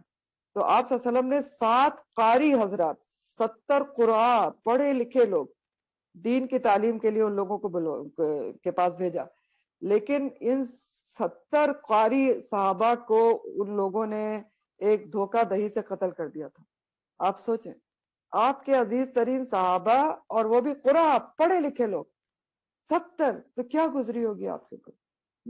اور پھر آپ صلی اللہ علیہ وسلم کی اور بھی جانوں سے آزمایا گیا. آپ کے نوعمری میں بالکل ہی دودھ پیتی عمر میں 2 صاحبزادے، اور آپ کی سامنے ہی آپ کی صاحبزادیاں، آپ کے ازواج مطہرات سب کو جان سے گئے. پھر ثمرات میں کمی، وہ نقصن من الثمرات، پھلوں میں کمی، ثمر کی جمع نا ثمرات. تو غزوہ تبوک کا جس وقت حکم ملا تھا تو مدینہ میں فصلیں کٹنے کے لیے بالکل تیار کھڑی تھیں، لیکن اللہ کا حکم آ گیا کہ سب کچھ چھوڑ چھاڑ کر، تیار فصل چھوڑ کر غزوہ تبوک کے لیے نکل جاؤ. چھوڑ کے چلے گئے، تباہ ہوئی، کچھ بھی ہوا، لیکن چلے گئے. تو وہاں چلے گئے تھے. اور صرف ثمرات کے اور بھی معنی ہیں، وہ ابھی آپ کو آگے بتاتی ہوں. تو بہرحال صحابہ کرام اجمعین کی آزمائش ہر طریقے سے کی گئی، اور وہ ہر قسم کی آزمائش میں ثابت قدم گئے. اور یہاں پر اللہ تعالیٰ ہر کسی کو صاف طور پر خبردار کر رہے ہیں. ہم میں سے ہر کسی کو بتا رہے ہیں وَلَنَبْلُوَنَّكُمْ، تم، میں اور آپ، ہر کسی کی آزمائش ہوگی. کسی کی ایک چیز سے ہوگی، کسی کی دوسری چیز میں ہوگی، لیکن ہونی تو ہے. کیوں؟ کیونکہ اگر زندگی ہمیں ملی اس لیے ہے. سورہ ملک میں اللہ تعالیٰ کیا فرماتے ہیں؟ الذی خلق الموت والحیات لیبلوکم. اللہ تعالیٰ وہ ذات ہے جس نے زندگی اور موت کیوں دی ہے؟ تاکہ وہ آزمائے تم کو. تو آزمائش تو ہوگی، ہم میں سے ہر کسی کی ہوگی. لیکن ان 5 مصائب میں سے کسی ایک طریقے سے، یا ہو سکتا ہے زیادہ طریقے سے ہو جائے. تو کیسے ہوتی ہے؟ من الخوف، خوف کسی بھی چیز کا ہو سکتا ہے. آنے والے حالات کا خوف. بعض لوگ آنے والے حالات سے بہت زیادہ خوف زدہ رہتے ہیں. اچھا یہ ہو گیا تو کیا ہوگا، اور یوں ہو گیا تو کیا ہوگا. ایک سائیکی ہوتی ہے، خوف زدہ ہی رہتے ہیں. ایک عمومی واقعات کا خوف ہوتا ہے. یعنی جیسے آج کل بھی آپ دیکھیں نا، عمومی طور پہ روڈز پہ نکلنے میں کتنا خوف ہے. اسنیچنگ ہو جاتی ہے، خاموخواہ مار کے چلے جاتے ہیں. تو عمومی واقعات کا بھی خوف ہوتا ہے، اور وہ بھی آزمائشی ہوتی ہے ساری. ایک دشمن کا خوف ہوتا ہے، وہ بھی ہے. ہمارا دشمن بھی بہت ہی کوئی عجیبی دشمن ہے. اور پھر آپ دیکھیں خوف کی حالت تو آج کل تو سمجھنے میں بہت ہی آسان بات ہے کہ خوف سے کیسے آزمائے جاتے ہیں. آج کل پوری دنیا ایک پیناڈیمک کی وجہ سے ایک خوف کا شکار ہے. پیناڈیمک کی وجہ سے خوف میں نہیں ہے، بہت سارے کام روک دیے گئے. تو ان ساری چیزوں کے ذریعے بھی اللہ تعالیٰ آزماتے ہیں کہ اب کون خوفزدہ ہو کے اللہ کی طرف زیادہ رجوع کرتا ہے، یا اللہ کی طرف سے پلٹ ہی جاتا ہے بالکل. تو ان سب چیزوں، یہ ساری چیزیں آزمائش ہوتی ہیں. اور پھر خوف میں لوگوں کا خوف بھی آ جاتا ہے. سب سے بڑی آزمائش تو وہی ہوتی ہے کہ انسان لوگوں سے ڈرتا ہے یا اللہ سے ڈرتا ہے. اور اللہ تعالیٰ نے پچھلی تفسیر میں اس کی ہدایت بھی کی کہ وَلَا تَخْشَوْهُمْ وَاخْشَوْنِي، لوگوں سے نہ ڈرو اور مجھ سے ڈرو. والجوع، اور بھوک سے کیسے ہوتی ہے عام کانٹیکس میں بتا رہی ہوں. قحط سالی ہو جائے، خشک سالی ہو جائے، پیداوار کم ہو جائے، گندم کی پیداوار کم ہو جائے، مہنگائی بہت زیادہ ہو جائے، لوگوں کی قوت خرید کم پڑ جائے، اتنی مہنگائی ہو جائے. سب کچھ ہو رہا ہے. انفرادی طور پر کسی کی آمدنی کا ذریعہ ختم ہو جائے، فقر و فاقہ کی نوبت آ جائے، جیسے یہ بھی آج کل آپ دیکھ رہے ہیں. پتہ نہیں کتنے ہی لوگ ہیں بیچارے کورونا کی وجہ سے جن کا روزگار ختم ہو گیا، بھوک سے آزمائے جا رہے ہیں. پھر اسی طرح جاب چلی جائے، کچھ بھی ہو سکتا ہے. اور نقص من الاموال، مال میں کبھی بھی بہت طریقے سے ہو سکتی ہے. آج کل بھی کوئی چوری ڈاکہ پڑ جائے، سب کچھ لوٹ جائے، بہت بڑی آزمائش ہوتی ہے کہ انسان اب کیا کرتا ہے کہ سب کچھ چلا گیا تو اللہ تو صبر کرتا ہے یا پھر شور ہنگامہ کرتا ہے. مال تجارت تباہ ہو جائے کسی کا، مویشی جانور پر کسی کا گزارا ہے وہ سارے مر جائیں کسی وبا سے، برڈ فلو جیسے پھیل جاتا ہے اس میں بھی برڈس مر جاتی ہیں، مویشی جانوروں کی بھی بیماریاں ہوتی ہیں۔ پھر اسی طرح کہیں بھی کسی نے پیسہ لگایا اس کا ڈوب گیا تو نقص من الاموال ہی ہوتے ہیں۔ پھر انفس، جانوں میں کمی سے کیسے آزمایا جاتا ہے، بہت بڑی آزمائش ہوتی ہے۔ کوئی بیماری آ جائے، کوئی قریبی رشتہ فوت ہو جائے، دونوں یہ بہت بڑی آزمائشیں ہیں جس میں دیکھا جاتا ہے کہ اب انسان کیا کرتا ہے، یہ وستعینوا بالصبر والصلاۃ کرتا ہے یا شور ہنگامہ کرتا ہے، ہائے ہے میرے ساتھ کیوں ہو گیا، میں نے کیا کیا تھا، میں تو یہ بھی کرتی ہوں، میں تو وہ بھی کرتی ہوں، میرا تو نماز پڑھنے کا دل ہی نہیں چاہ رہا آج کل، تو دل ہی اچاٹ ہو چکا ہے۔ یہ کرتا ہے یا اور اللہ سے جڑتا ہے۔ بیماری جو آتی ہے نا یہ بہت بڑی آزمائش ہوتی ہے، اور اس میں بھی صرف دو رویے ہوتے ہیں انسان کے جو آپ عام طور پہ دیکھ سکتے ہیں۔ انسان پہ کوئی بڑی بیماری آئے یا تو وہ بالکل ہی ڈی ٹریک ہو جاتا ہے، پلٹ جاتا ہے، جی میرا تو دل ہی پلٹ گیا، اب تو بس میرے پاس ٹائم کم ہے، مجھے تو بس دنیا کو پوری طرح انجوائے کر لینا چاہیے، جو کچھ ہے یہی زندگی ہے، یہ بھی کر لو وہ بھی کر لو، جو کچھ رہ گیا سب کچھ کر لو دنیا کے حوالے سے۔ اور دوسرا رویہ کیا ہوتا ہے، انسان اور اللہ سے جڑ جاتا ہے کہ میرے پاس پتہ نہیں کتنا ٹائم ہے تو میں جو بھی ٹائم ہے کوئی سرخرو ہونے والے کام کر لوں۔ تو یہ بھی دو طرفہ رویہ آزمائش ہے نا۔ تو کامیاب کون ہوتا ہے، جو اور جڑ جائے۔ اور بس ثمرات میں کمی، جیسے میں نے آپ کو بتایا کہ کسی کی کھڑی فصل تباہ ہو گئی، پالا پڑ گیا اس کے اوپر، بارش ہو گئی، اور باغ کسی کا لگایا تباہ ہو گیا۔ پھر ثمرہ، کسی بھی چیز میں اگر انسان نے محنت کی ہو اور اس کو اس طرح کا پھل نہ ملے تو وہ بھی ثمرات میں کمی ہوتی ہے نا، یعنی جس چیز میں آپ نے بہت ایفرٹس کی لیکن اس طرح کا آپ کو رزلٹ نہ ملے تو اس وقت بھی صبر ضروری ہوتا ہے۔ اور پھر ثمرہ اولاد کے لیے بھی استعمال ہوتا ہے نا، اولاد بھی کیا ہوتی ہے، آپ کا ثمر ہوتی ہے نا کہ آپ نے اس کی کیسی پرورش کی، آپ کو کیا ملا ہے۔ اور اولاد کے ذریعے تو آزمائش ہو ہی سکتی ہے کیونکہ قرآن کہتا ہے یا ایھا الذین آمنوا انما اموالکم و اولادکم فتنہ، اے لوگوں جو ایمان لایا تمہارا مال اور اولاد جو ہے وہ آزمائش ہے۔ تو آزمائش ہوتی ہے اولاد بھی، کیونکہ اولاد کے پیچھے تو انسان ہر خرابی اولاد کے پیچھے کر سکتا ہے، رشوت لے سکتا ہے، برائیاں کر سکتا ہے، کہ اولاد کا اچھا براٹ اپ دے دوں، اولاد کی برائیاں چھپا دیتا ہے محبت میں، اولاد کی محبت میں اللہ کے کام کی نافرمانی کر دیتا ہے، تو اولاد تو بہت بڑا فتنہ اور آزمائش ہے۔ پھر ثمرات کا ایک اور معنی بھی ہے کہ ثمرات میں کمی سے انسان کی آزمائش ہوتی ہے، کہ یہ بڑا گہرا معنی ہے کہ انسان دیکھے کسی میدان میں بہت محنت کرتا ہے، فرض کریں اپنا کیریئر بنانے میں بہت محنت کرتا ہے اور اس میں وہ کامیابی حاصل بھی کر لیتا ہے، ایک چوٹی پر پہنچ جاتا ہے، لیکن جب ایک عروج پر پہنچ جاتا ہے اپنے کیریئر میں تو بس اس کا دل بدل جاتا ہے، وہ لائن بدل دے، دین کی خدمت کی طرف آ جائے، دین پھیلانے کی طرف آ جائے۔ اب کیا ہوتا ہے، وہ جو پچھلی محنت تھی ساری وہ اس کو قربان کرنی پڑتی ہے، اس کے ثمرہ میں کمی ہو جاتی ہے۔ تو یہ بھی انسان کی بہت بڑی آزمائش ہوتی ہے کہ اب وہ کس چیز کو چنتا ہے، کیونکہ کیریئر میں وہ بہت اوپر ہوتا ہے، اس کو بہت زیادہ پیسے مل سکتے ہیں، لیکن وہ کیا کر رہا ہے، وہ سب کچھ چھوڑ کے اس ثمر کو اپنا، اس کا گھاٹا اٹھا کے اللہ کے دین کی خدمت کر رہا ہے۔ تو آزمائش ہوتی ہے نا بہت بڑی کہ اب کس کو چنتا ہے۔ پھر قرآن سکھانے کے حوالے سے دیکھیں کہ کیا آزمائش ہوتی ہے، اس میں بھی ضرور آزمائشیں آتی ہیں، اور خاص طور پر جب انسان نیا قرآن سے جڑتا ہے تو ضرور آزمائشیں آتی ہیں، چھوٹی آتی ہیں کبھی بڑی آتی ہیں، جن ضرورت کیا ہوتی ہے اس میں کہ انسان ان کو سمجھے اور ان رکاوٹوں کو اوور کم کر کے اپنے راستے پہ چلتا رہے۔ استقامت میں نے آپ کو بتایا نا، جس سے استقامت کر لی اس پر فرشتے اتر کے اس کے کام کر دیتے ہیں، لیکن پہلے نیت تو ہو نا، تو سمجھ کر پار کرنا ہوتا ہے۔ قرآن سیکھنے سکھانے کے لحاظ سے بھی آپ کو بہت ساری چیزوں میں کمی برداشت کرنی پڑتی ہے، قربانیاں دینی ہی پڑتی ہیں، جیسے دنیا کا کوئی کام قربانی کے بغیر نہیں ہوتا نا، اسی طرح اس میں بھی ہوتا ہے، آپ کو محنت بھی کرنا پڑتی ہے، آپ کو اپنا آرام بھی قربان کرنا پڑتا ہے، آپ کو نیند قربان کرنی پڑتی ہے، آپ کو دنیاوی مصروفیات قربان کرنی پڑتی ہے، تو یاد رکھیں اس بات کو۔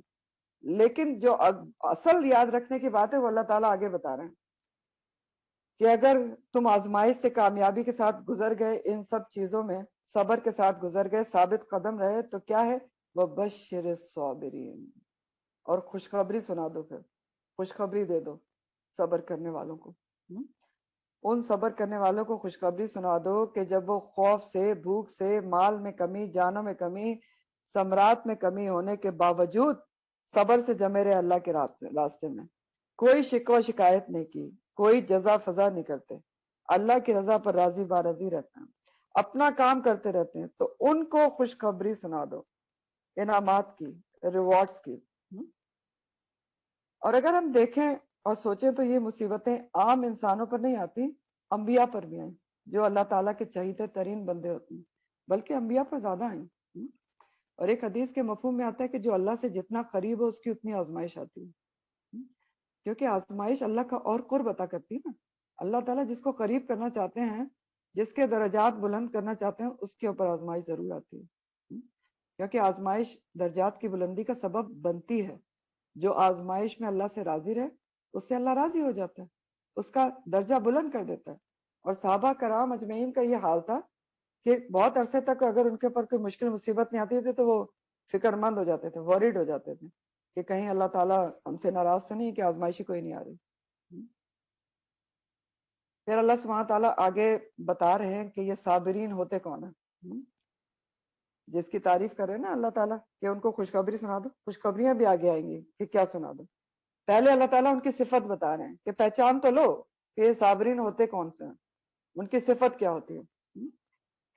کون ہوتے ہیں صابرین؟ الذین، وہ لوگ، اذا اصابتہم، جب پہنچتی ہے ان کو مصیبت، کوئی مصیبت۔ اصابتہم اور مصیبت دونوں کا روٹ ایک ہی ہے، سوات واو بے، اور اس کا لفظی معنی ہوتے ہیں پہنچنا، اور لغوی معنی ہوتے ہیں کسی مشکل کا یا غم و علام کا پہنچنا، اور مصیبت کا مطلب ہوتا ہے پہنچنے والی۔ تو صابرین کون ہوتے ہیں جن کو خوشخبری سنا دو؟ وہ ہوتے ہیں جن کو جب کوئی مصیبت پہنچتی ہے تو وہ کیا کہتے ہیں؟ قالو، وہ کہتے ہیں، انا للہ، بے شک ہم اللہ کے لیے ہیں، وانا، اور بے شک ہم، الیہ، طرف اس کی، راجعون، رجوع کرنے والے ہیں، پلٹنے والے ہیں۔ راجعون رجع سے ہے، رجوع کرنا، اور راجع کی جمع ہے، رجوع کرنے والے، پلٹنے والے۔ تو یہ لوگ ہیں صابرین کہ جن کو جب کوئی مصیبت پہنچے، کوئی چیز چھن جائے، کوئی چیز کم پڑ جائے، تو وہ کیا پکار اٹھتے ہیں کہ جو کچھ بھی تھا وہ اللہ نے دیا تھا، ہم بھی اللہ ہی کے لیے ہیں، اللہ کے لیے، اللہ، ہماری زندگی بھی اللہ کی دی ہوئی ہے، جو کچھ ہمیں دیا تھا وہ بھی اللہ نے دیا تھا، اگر اس نے لے لیا تو کوئی بات نہیں، ہم نے کون سا ادھر بیٹھے رہنا ہے، ہم نے بھی چلے جانا، وَإِنَّا إِلَيْهِ رَاجِعُونَ۔ تو اگر کوئی چیز چلی گئی تو اس کا کیا غم منانا اور کیا شکوہ کرنا، ہم نے کون سے چیزوں کے ساتھ یہاں بیٹھے رہنا، ہم نے بھی تو چلے جانا، اِنَّا إِلَيْهِ رَاجِعُونَ ہے، اللہ کی طرف لوٹنا ہے۔ اور یہ بات وہ صرف زبان سے نہیں کہتے، دل سے بھی سمجھتے اور جانتے ہیں کہ اِنَّا إِلَيْهِ وَإِنَّا لِلَّهِ وَإِنَّا إِلَيْهِ رَاجِعُونَ۔ تو کیا مطلب ہے اس کا؟ اِنَّا لِلَّهِ وَإِنَّا إِلَيْهِ رَاجِعُونَ، پڑھتے تو ہم بہت ہیں، مطلب کیا ہوتا ہے؟ کیا نمبر 1 ہم سب اللہ کی ملکیت ہیں، ہماری جان، ہمارا جسم کس کی دین ہے؟ کس کی ملکیت ہے؟ ہمارا کوئی اس کے اوپر حق ہے؟ کچھ بھی نہیں ہے۔ یہ سب بیکار کے نعرے ہوتے ہیں نا، میرا جسم اور میرا مرضی۔ ہمارا جسم ہماری مرضی میں کہاں ہے؟ سوچ کے دیکھیں، جسم میں کوئی فالٹ کہیں پیدا ہو جائے، کیا ہم اس کے اوپر اختیار رکھتے ہیں کہ نہ پیدا ہو؟ اللہ نہ چاہے تو کیا صحیح ہو جاتا ہے؟ نہیں ہوتا۔ اللہ چاہے تو بڑی سے بڑی تکلیف بھی صحیح ہو جاتی۔ تو نہ ہمارے جسم پر اختیار ہے، نہ جان پر اختیار ہے، سب اللہ کی ملکیت ہے۔ اسی طرح تمام چیزیں جو ہمارے پاس ہیں وہ کس کی دی ہوئی؟ اللہ کی دی ہوئی۔ تو اگر کوئی چیز اس میں سے کم ہو گئی، چلی گئی، تو اس کے جانے پہ رنج و ملال کیوں ہو؟ کیا رنج و ملال؟ اللہ نے دیا ہے، اس نے لے لیا، چاہے کوئی مٹیریلسٹک چیز تھی، مادی تھی، یا کسی بھی حوالے سے تھی، کوئی بیماری ہے، کوئی جان چلی گئی ہے، تو کیا ہے؟ انا للہ، ہم سب اللہ کے لیے ہیں، ہر چیز اس کی دی ہوئی ہے، اس نے لے لی۔ اور دوسرا پوائنٹ کیا ہے اس میں؟ انا للہ وانا الیہ راجعون، وانا الیہ راجعون، کہ دیکھیں دنیا اور اس کی تمام چیزیں، جو کچھ بھی دنیا میں ہے اور اس کی تمام چیزیں، کیا ہمیشہ رہنے والی ہیں؟ نہیں ہیں، عارضی ہیں، فانی ہیں۔ کل من علیہا فان، سب فانی ہے۔ تو کوئی چیز چلی گئی، فانی چیز ہے نا، جانا ہی ہے اس نے، تو چلی گئی تو کیا ہو گیا؟ اس نے دی تھی، اس نے لے لی، اور جانی تو ہے ہی ایک وقت۔ اور عنقریب ہم نے بھی ہر چیز کو چھوڑ کے اللہ کی طرف چلے جانا. وَإِنَّا إِلَيْهِ رَاجِعُونَ. یہ ہے سمجھنے کی بات. تو کیا چیزیں اگر نہیں بھی جاتی ہم سے، فرض کریں کوئی چیز کم نہیں ہوتی، اسی پہ ناراضگی ہوتی ہے نا کہ یہ نعمت چھن گئی، وہ چھن گئی. تو سوچ کے دیکھیں، چلیں کوئی چیز نہیں اللہ تعالیٰ چھینتا، ہمیں خود ہی جانا پڑ جائے گا. انا الیہ راجعون، سب چیزیں چھوڑ کے چلے جائیں گے. تو پھر چیز جانے پہ ناراضگی کیسی، اور کس سے ناراضگی؟ تو جو مصیبتوں پر صبر سے رہتا ہے نا، اس سے اللہ تعالیٰ بھی راضی ہو جاتا ہے. جو راضی بارضا رہتا ہے اس سے اللہ تعالیٰ راضی ہو جاتا ہے، راضی مرضیہ میں شامل ہو جاتا ہے. اور جو ناراضگی دکھاتا ہے اس سے اللہ بھی ناراض ہو جاتا ہے. اور یہ حدیث کا مفہوم بھی ہے کہ جو اللہ تعالیٰ سے ناراضگی دکھاتا ہے اس سے اللہ تعالیٰ بھی ناراض ہو جاتا ہے. بہت اہم باتیں ہیں یہ. تو مصیبت کیا ہے؟ کسی چیز کا پہنچنا. وہ چیز جو انسان کے لیے ناگوار ہو اور اس کو پہنچے، وہ مصیبت بن جاتی ہے. تو ہر مصیبت اور تکلیف چاہے چھوٹی ہو یا بڑی ہو، اس پر انا للہ و انا الیہ راجعون پڑھنے کا حکم ہے. کہ ایک حدیث مفہوم کے مطابق ایک دفعہ نبی کریم صلی اللہ علیہ وسلم کے سامنے چراغ گل ہو گیا تھا، تو آپ نے انا للہ و انا الیہ راجعون پڑھا. تو چھوٹی سے چھوٹی مشکل پر بھی اور بڑی سے بڑی پر بھی کیا پڑھنا چاہیے؟ یہی پڑھنا چاہیے، اور دل سے پڑھنا چاہیے.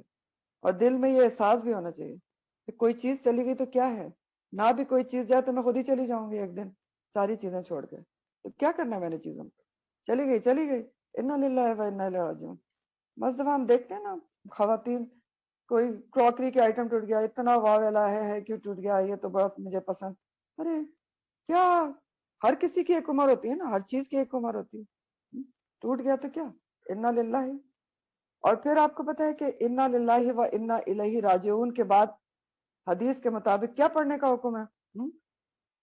آپ صلی اللہ علیہ وسلم نے یہ دعا سکھائی ہے ہمیں، اللہم جرنی، اللہم جرنی یا اللہم اجرنی فی مصیبتی واخلف لی خیرا منہا. انشاءاللہ آپ کو فورم پہ ڈال دیں گے.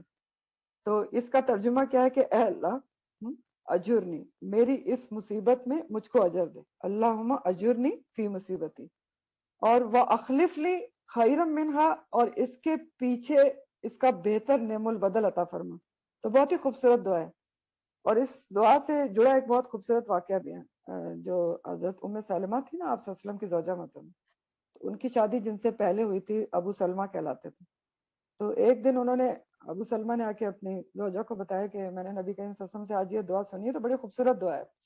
انہوں نے اپنی بیوی کو بتائی، انہوں نے یاد کر لی. تو کہتی ہے کہ میں اکثر پڑھا کرتی تھی. تو جب ابو سلمہ کا انتقال ہو گیا تو کہتی ہیں اس وقت بھی مجھے یہی دعا یاد تھی، میں پڑھتی رہی کہ اللہم اجرنی فی مصیبتی واخلف لی خیرا منہا. پھر کہتی ہیں ایک دن میرے دل میں اچانک خیال آیا کہ ابو سلمہ سے بہتر کون ہو سکتا ہے، کوئی بھی نہیں ہو سکتا.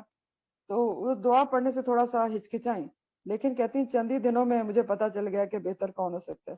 نبی کریم صلی اللہ علیہ وآلہ وسلم نے ان کا پیغام دیا، تو بہترین ان کو عطا کر دیا گیا. تو یہ دعا جب بھی انا للہ و انا الیہ راجعون پڑھیں تو اس کے بعد یہ پڑھنا چاہیے.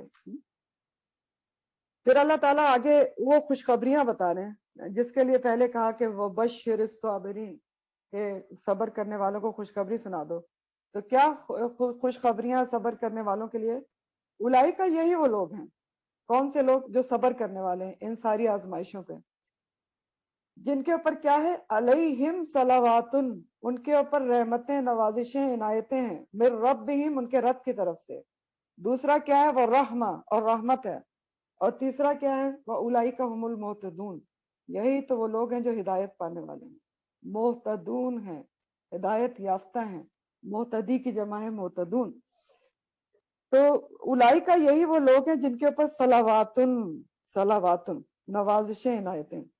صلواتن کا روٹ نماز والا ہے، سوات لام واو، اور بنیادی طور پر صلواتن، صلاتن کی صلاح کی جمائی ہے.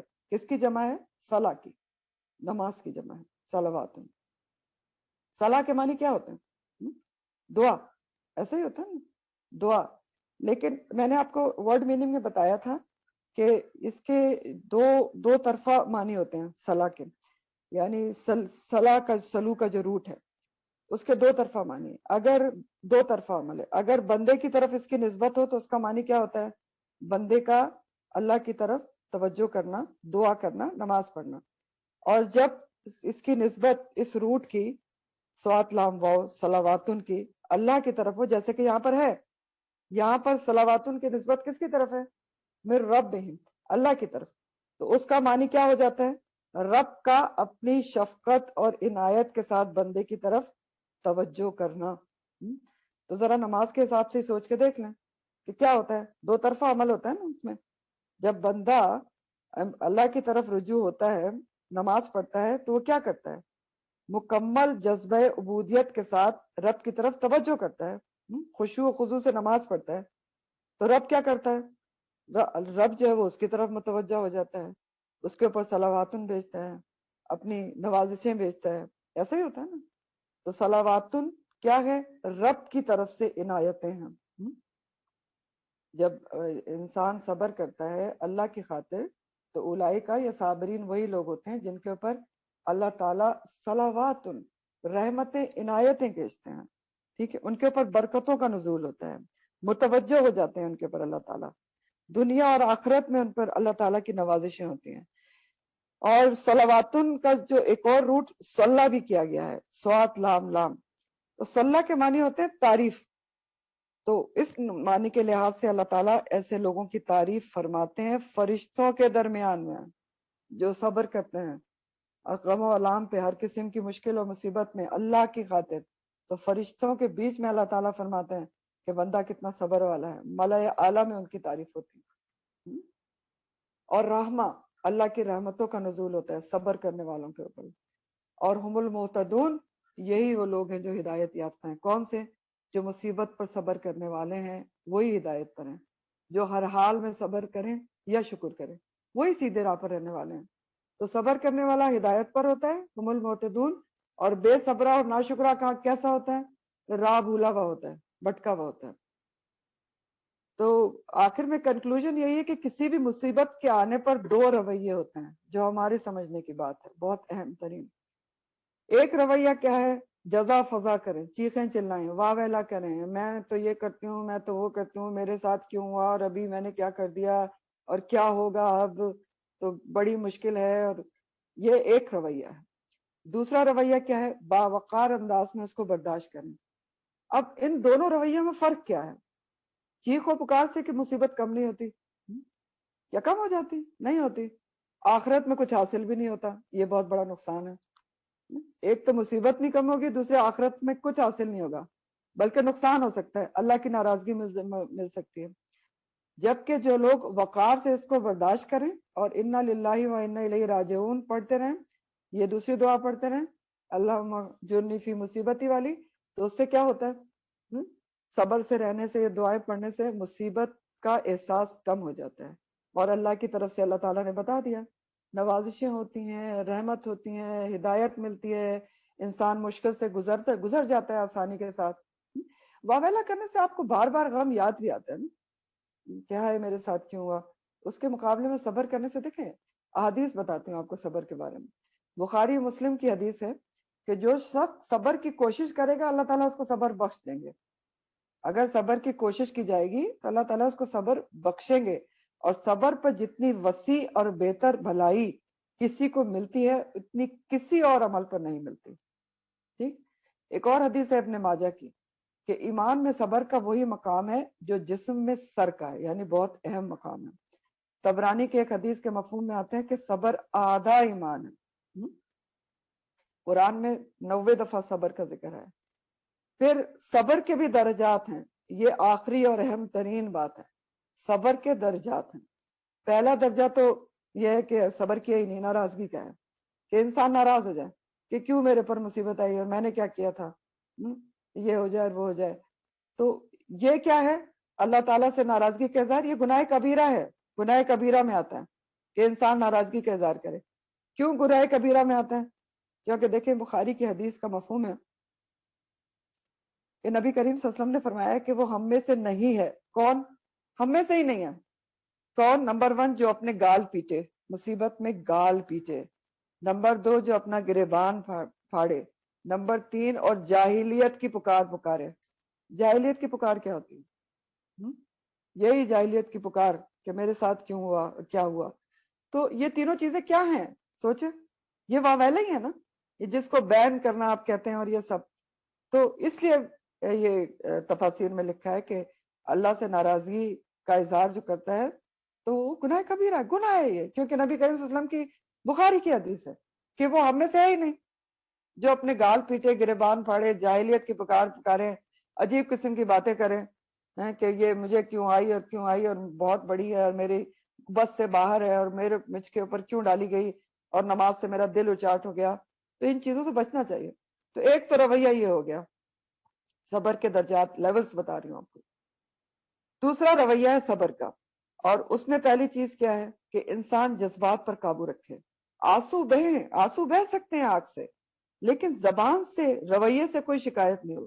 جیسے نبی کریم صلی اللہ علیہ وسلم کے بیٹے ابراہیم کی وفات ہوئی تھی تو آپ کے آنسو بہ رہے تھے، تو آپ سے پوچھا گیا تو آپ نے فرمایا ہاں میرا دل غمگین ہے، ہاں آنکھ سے آنسو بہتے ہیں لیکن کوئی واویلا نہیں ہے، اللہ کی رضا پہ راضی بارضا ہے. تو پہلا درجہ تو صبر کا یہی ہے نا، آنسو بہ سکتے ہیں، اس میں کوئی بات نہیں. اگلا درجہ کیا ہے؟ اگلا درجہ صبر کا ہے رضا کا. رضا کہ دل میں بھی قلق اور بے چینی نہ ہو، یہ احساس ہو کہ اللہ کی حکمت اور مصلحت ہوگی. اگر میرے ساتھ کوئی مشکل آئی ہے اس میں یہ سوچنا کہ یقینی طور پہ اس میں کوئی میرا فائدہ ہوگا. یہ وہ والا طرز عمل ہے رضیت باللہ ربن والا، کہ میں راضی ہوں اللہ کے رب ہونے. تو رب نے اگر کوئی مشکل دی تو اگلا درجہ ہے رضا، راضی، دل بھی مطمئن. اللہ نے یہ میرے پر ڈالی ہے تو لازمی کوئی خیر ہوگی، جو اللہ چاہے، میں اس کی مرضی پر راضی ہوں. اور تیسرا درجہ ہے شکر کا. کچھ لوگ صبر اور رضا کے درجے سے بھی آگے بڑھ جاتے ہیں، مصیبت میں بھی پہلو شکر ڈھونڈ لیتے ہیں، پہلو شکر، اور مل بھی جاتا ہے.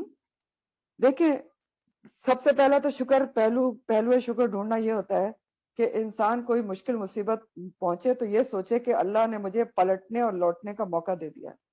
میں تو گم تھی دنیا میں، موقع ہی نہیں مل رہا تھا توبہ اللہ کرنے کا، اللہ سے رجوع کرنے کا. تو تھوڑا سا اللہ نے جھٹکا دیا تو مجھے موقع مل گیا پلٹنے اور رجوع کرنے کا. تو یہ صبر و رضا سے بھی اوپر کا درجہ ہے، پہلو شکر مشکل میں بھی ڈھونڈنا. اسی طرح آپ دیکھ لیں کہ بیماری کے حوالے سے بھی آپ یہ کر سکتے ہیں. اگر کوئی بیماری ڈائگنوز ہو جاتی ہے تو پہلو شکر کیسے ڈھونڈا جاتا ہے کہ شکر ہے ڈائگنوز ہی، ٹریٹ ہو جائے گی. اگر اندر ہی اندر چلتی رہے، اللہ تعالیٰ نے دکھا دیا. تو یہ ایک مثالیں ہیں، ورنہ پہلو شکر ہر مصیبت پہ ڈھونڈا جا سکتا ہے. تو انہی لوگوں کے لیے اللہ تعالیٰ نے ریوارڈ کا اعلان کیا ہے کہ اولئک علیہم صلوات من ربہم والرحمہ واولئک هم المہتدون. اور ویسے بھی آپ کو پتہ ہے کہ خود صبر کرنا بھی ہے اور ایک دوسرے کو صبر کی تلقین بھی کرنا چاہیے. یہ بھی آپ قرآن میں پڑھتے ہیں وتواصوا بالحق وتواصوا بالصبر. آج کی تفسیر یہی تک تھی. وآخر دعوانا ان الحمدللہ رب العالمین.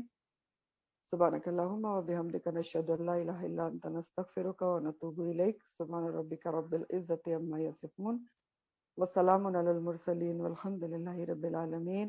ربنا تقبل منا انک انت السمیع العلیم وتب علینا انک انت التواب الرحیم. آمین یا رب العالمین. السلام علیکم ورحمۃ اللہ وبرکاتہ.